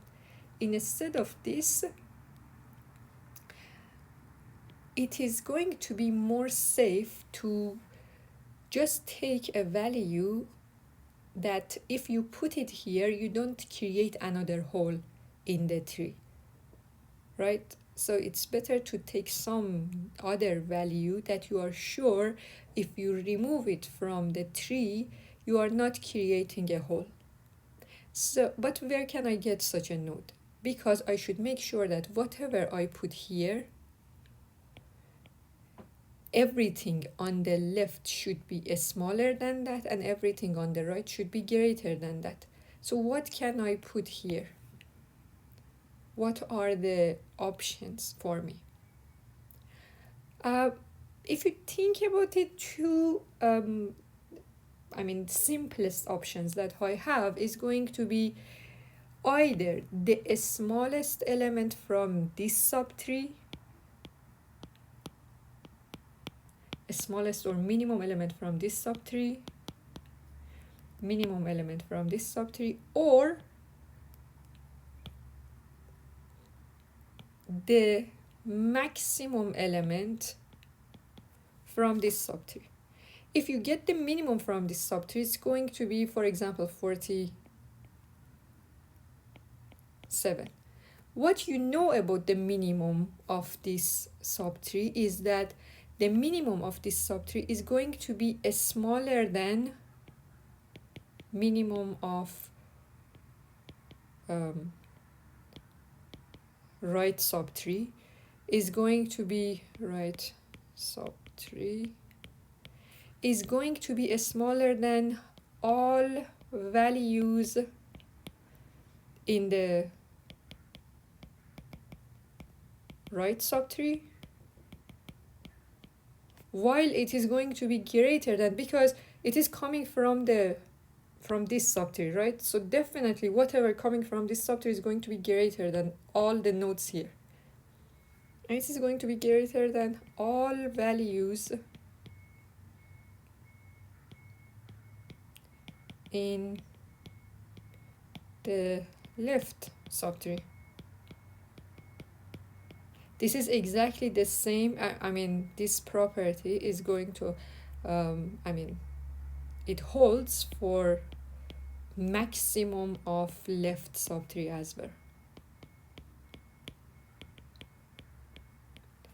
because whatever is the maximum of left subtree is going to be greater than every other node in this subtree, and it is going to be smaller than everything else here because it is in the left of the previous root, right? So it doesn't matter which one you take, you can take either 47 or 34. You can take it, you can copy the value in the root, so you can put 47 or you can put or 35. It doesn't matter which one, but you should just choose either of them. And the good thing about this, the smallest one of the right subtree or the largest one from the left subtree is that definitely it is going to have at most one children. The node that you are going to remove is not going to create another hole. Either it is going to be a leaf node or it is going to be a node with only one child. Let me show you this one. That, for example, let's always just take the largest one from the right subtree. 47 has been copied to the root. Then you will remove the minimum item from the right subtree. And we already know how to remove a node which is a leaf node.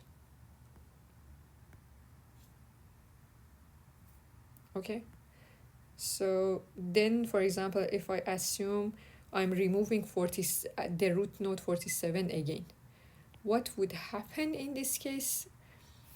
Again, if you take the largest item of the right hand side, this is going to be the smallest item of the right hand side, this is going to be 51. 51 will be copied here and you can remove it. Now you can see that although 51 is not a leaf node, but it only has one child. The smallest of a subtree or the largest of a subtree cannot have more than one child, because if there is anything smallest than this, you should still go to the left, right? If it has a left child, you should go to the left, but this is going to be the smallest item.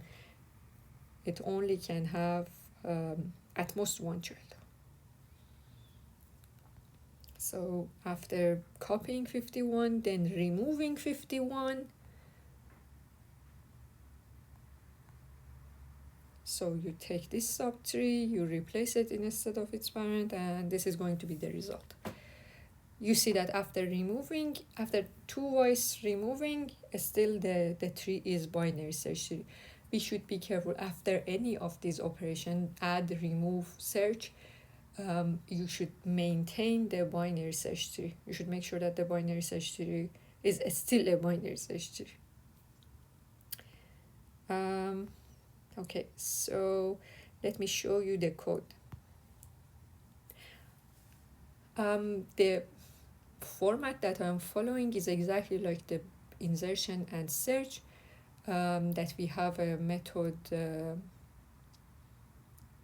the public method for remove, which is going to be to call another method which is a protected method, and this is the main method that does the job, the recursive method. What you are passing is the value that you are going to remove and the reference to the root.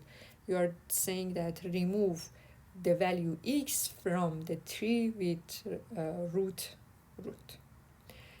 Okay, let me actually go through the code here. You have to look for the item first, exactly like what we did for the insertion or for the find. Let's forget about this part that check that you reach to the null station, because if you reach to the null, it means that the item you are removing is not in the tree. If the item is not in the tree, it will actually return an exception, right? Just assume that you have a tree like this one, 1, 0, 4, and you are removing, for example, 3. You start from the root, The value you are looking for is greater than this one, you go to the right. The value you are looking for is smaller than this one, you go to the left, and then you reach to the null, right?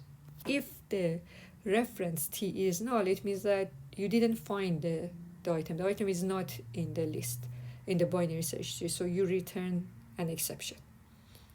So let's forget about this part, and I'm going to focus on the main part, that the item is there and we are going to remove it.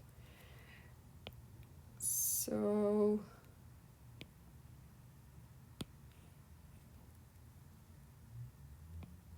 we need to actually search for the item first, right? You compare x to the element of the node that you are in. If it is smaller, you should remove from the left side. If it is greater, you should remove from the right side. So I'm calling remove over the left subtree or remove over the right subtree.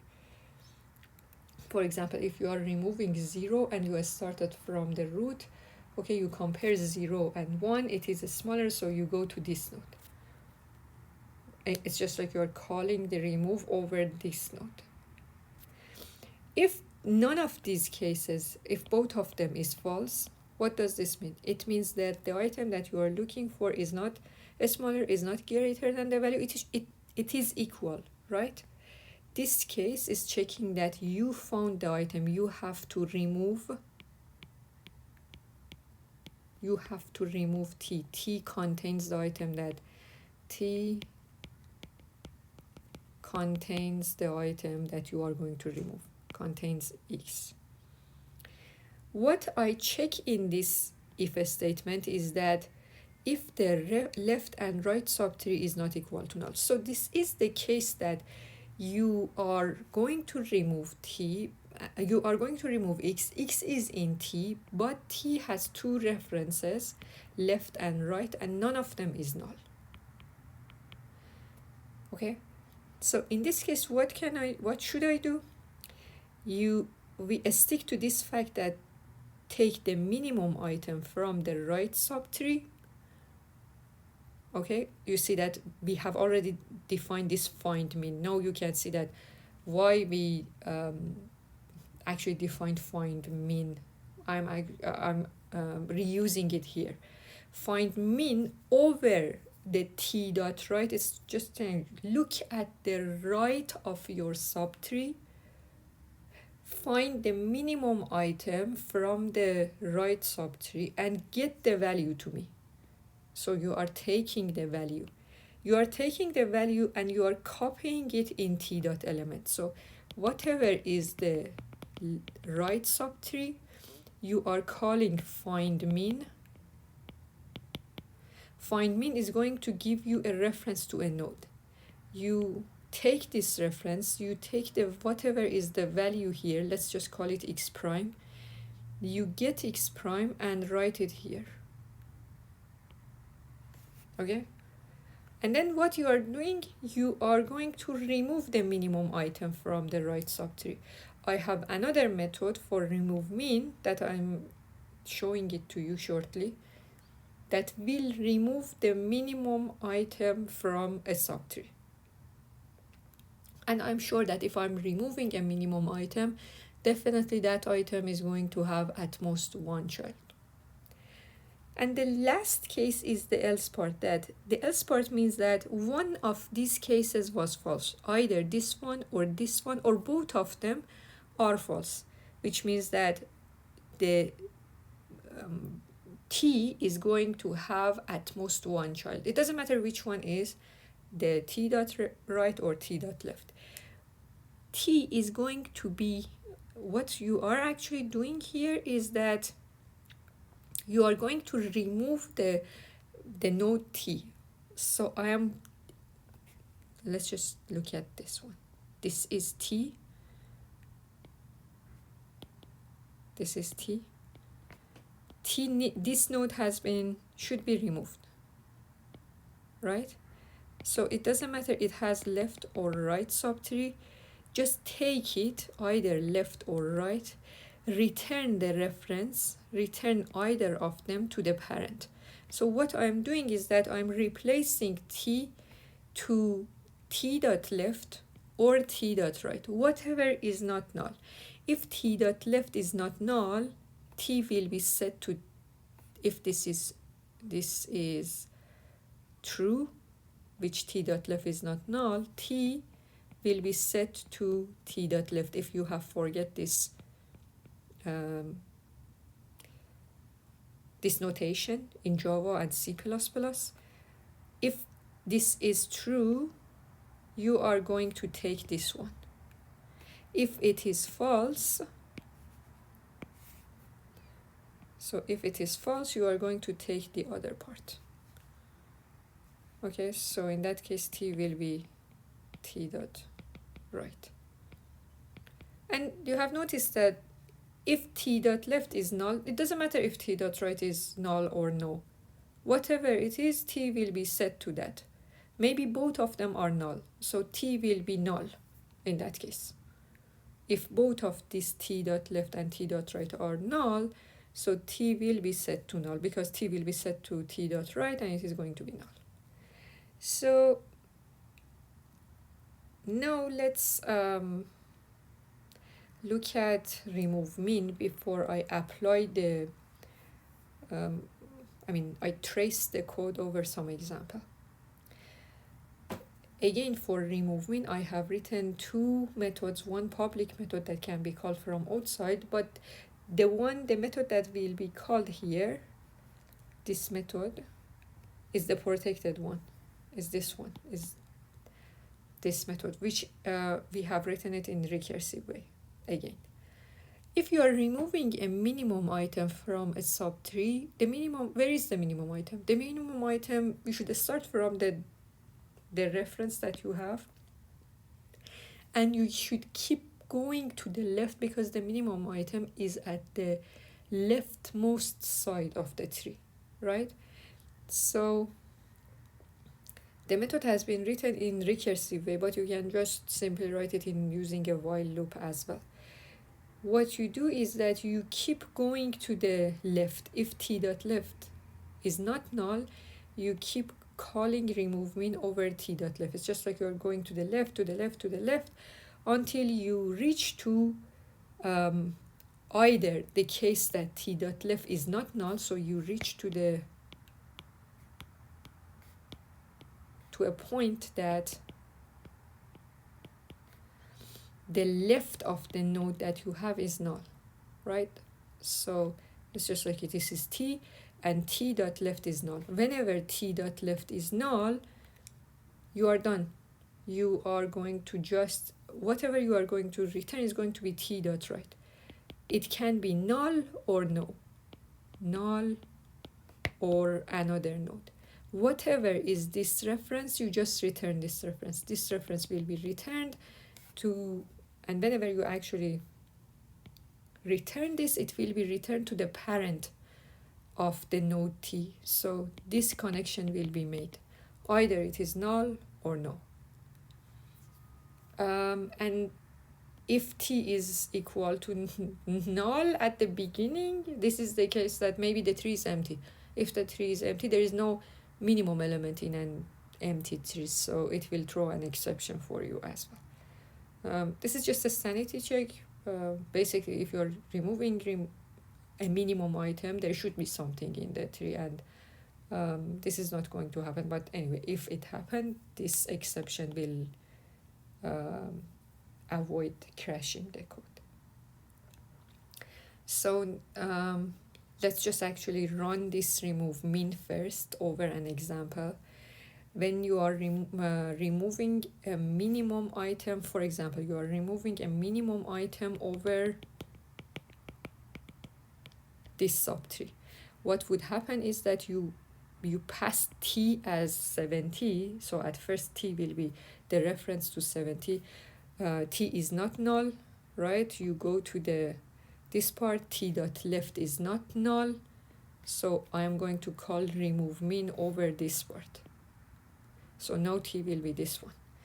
Again, you would compare t with null, t is not null, right? Then you go to this part, you compare t dot left and null, and yes, t dot left is null. right? So this is the node that you have to remove. What would happen is that you are returning, instead of this, you are not going to this if statement, you are going to the else part. You are returning t dot right. So this reference will be returned to the parent of 59, the previous function call. So this connection will be preserved, will be maintained. Will be created. So that's it. After you are done this part, the minimum item has been removed, the minimum node has been removed. Similar to this one, you can also write down some remove max as well, right? If you are removing a maximum item, you should just always go to the right, and whenever you reach to the case that t dot right is null, it means that you reach to the maximum item. What you return is the left subtree. So in the previous examples, we are going to try a couple of applications. A couple of examples. For example, remove 47 from the previous tree that we have created. Okay, where was the tree? The tree is here. I am going to remove 47. Let me just erase a little bit here.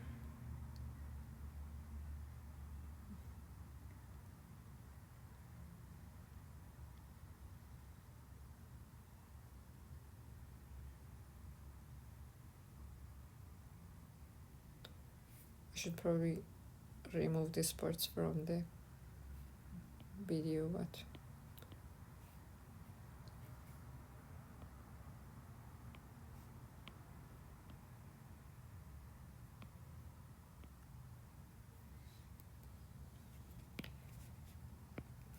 let's just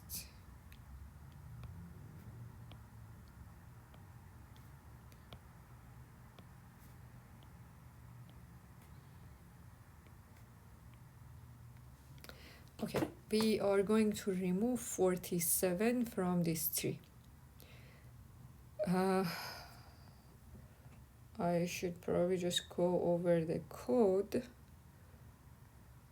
I'm trying to go over the code and do it over this one as well. So let's just write over the example, and then I'm going to go back to the code as well. You call remove over root. You are passing actually 47 and call it over the root. Okay. The first function calls are going to be, t is going to be this one, right? You compare the value of 47 and t dot element. It is greater than t dot element, so you go to the right. So the second function call is going to be, t is this one. Here again, 40, you are checking for 47, comparing 47 with t dot element. It is greater than t dot element, so you go to the right. So there is going to be another function call. So in this one, the third function call is, t is going to refer to this one. And again, you compare 47 with t dot element. T is not null, so you compare it with t dot element, and then you go to the left because it is smaller, right? So there should be another function call. Which color I'm going to use? Okay, so this is going to be, I hope this is clear that this is purple anyway. When I am here, if you look at the code, you will see that I would reach to this point that, oh my god, here is very messy.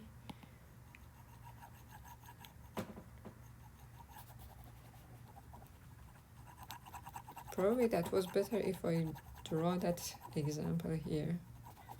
I'll make it more, much faster.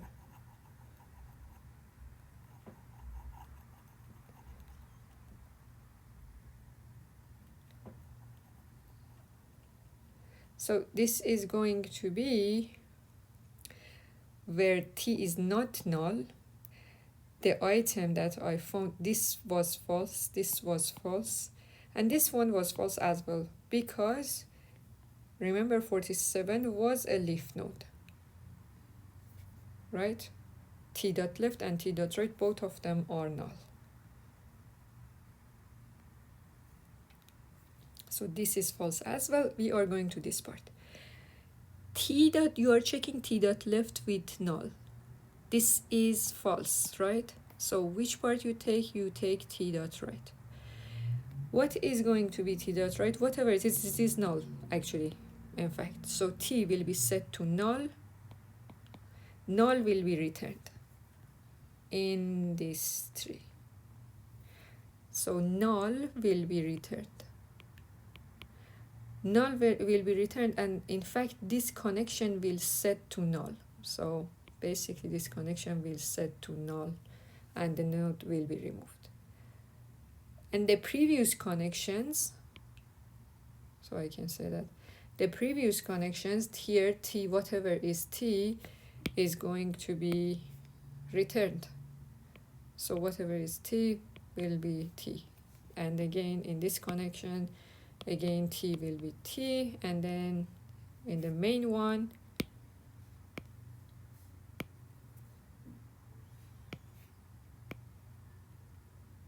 t, which is root, will be returned. Okay, let's remove another node. Maybe I can copy this one and move it more close to the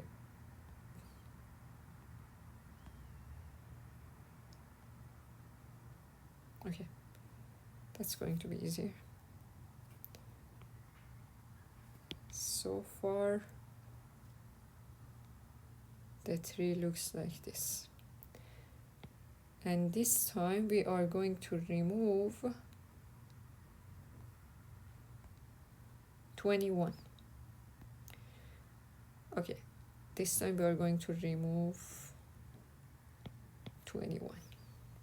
You call it over the root, then if you look at the code, t is not null. The value of t is comparing the value of t dot element with 21. It is smaller, you go to the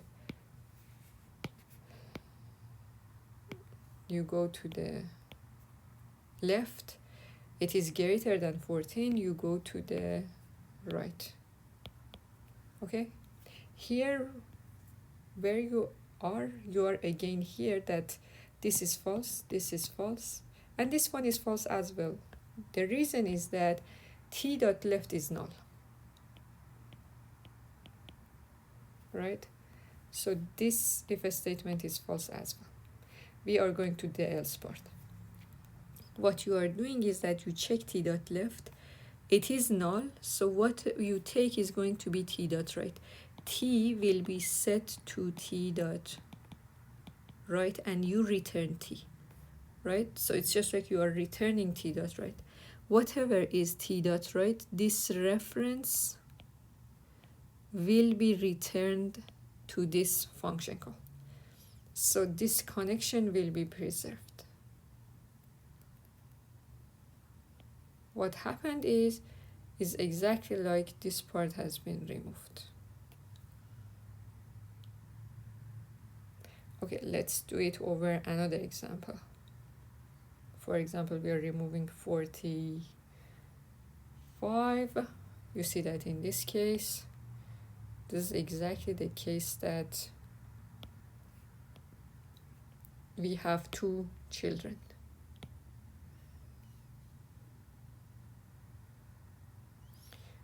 Let me rewrite this part as well.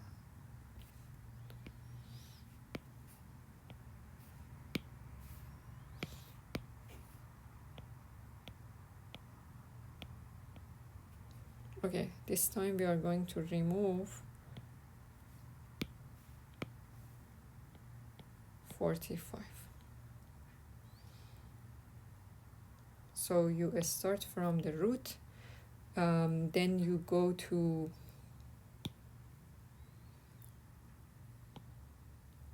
let's clean these parts, all these ones.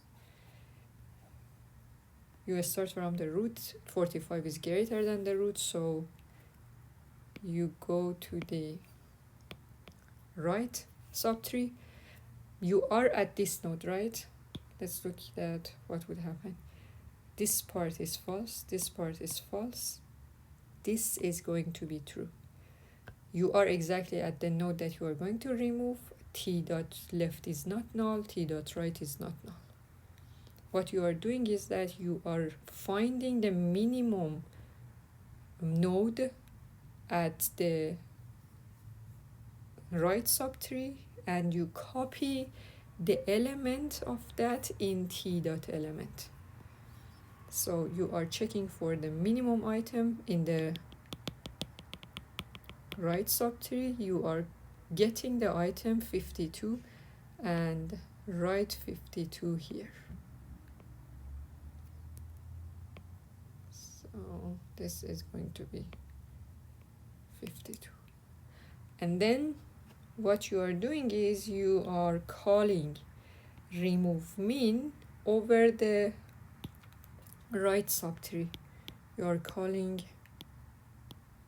remove min.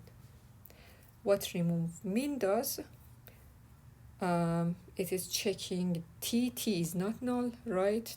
Then check T dot left. In this case, it happened that in this first call, T dot left is fortunately null. This is null. So remove min will stop here. What it does is exactly like to just go to this line. Whatever is T dot right, it return that. So whatever is T dot right, this reference will be returned. And so this connection will be preserved. And the whole node here will be removed. And that's it. The rest of the nodes will be unchanged. So work with the rest of the examples here. Try to remove the rest of the nodes one by one and see that what would be the shape of the tree. One thing about, the last thing that remains to discuss here is that the time complexity of remove. You can see that the time complexity of remove here will be, the discussion is going to be a little bit more complicated. The thing is you need first to find the method, right? First to find the element, and whenever you find it, let me actually show you some example here. After you found it, you are going to call remove min as well. So the first thing, you have to go through the tree, started from the root node. You have to go down until you find the node, right? So you are going to go down a couple of steps. This is something related to the height, right? Whenever you stop, you are going to take an item, and in the worst case, you are going to take an item from the right subtree. I'm just trying to tell you that the time complexity exactly here is going to be the height of the tree. Because the reason is you are starting from the root, you are either going to the left subtree or to the right subtree, right? Until you find the node that you are going to remove. At that point, if the node is a leaf node, this is going to be the height and you are going to stop. You don't call remove min as well. If you stop somewhere in the middle, for example, if you stop, like in this example, if you stop at this point, right, you are removing this one. If I started from here, I am going to stop here. I didn't reach to the leaf node, right? Then I am calling remove min, and remove min will go over the nodes until it reaches to the leaf. So this is exactly, the number of times that you are going down how much you are going down in the tree. This is going to be exactly the height of the tree until you reach to a point that this is a leaf node or it has at most one child. So the time complexity of remove is going to be height as well. Remove min is going to be height as well. So basically all the methods that we discussed were going to be of the time complexity of O of h or theta of h. But the bad thing, I mean, this is very good, that the time complexity is going to depend on the height. But the issue is that because we didn't put any constraint on the shape of the tree, you saw that depending on how we are inserting the method in our binary search tree, the shape of the tree, or you are removing the items, the shape of the tree can be completely different. All these examples are showing correct binary search trees created using the same set of values. All these nodes here, are here, and are here. And you see that all the trees looks completely different. So it means that using the same set of nodes, for example, how many nodes here I have 15 nodes. Using 15 nodes, I can create a tree with height 3, or I can create a tree with height 14. As bad as 14, as good as 3, which means that as good as log n and as bad as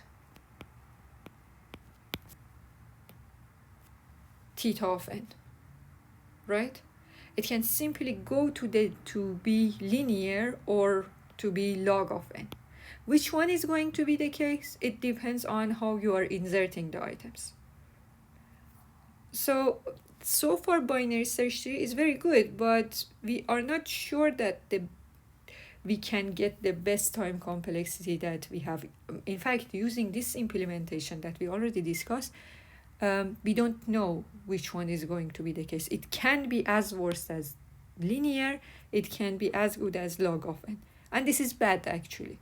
That's why in the next lecture, we are going to talk about a specific version of binary search tree, which is called Avl Tree, and we force our binary search tree to be like this case. In fact, we are forcing it so that it would be balanced, close to log of n, not exactly log of n theta, but close to that. For example, log of n plus 1, plus 2 at most. Okay, so this is going to be in theta of log of n. So we are going to avoid the linear case. But anyway, I'm going to actually tell you that unfortunately that so far whatever we discussed can cause the worst case time complexity of theta or O of n, which is not good. So I'm going to finish this lecture.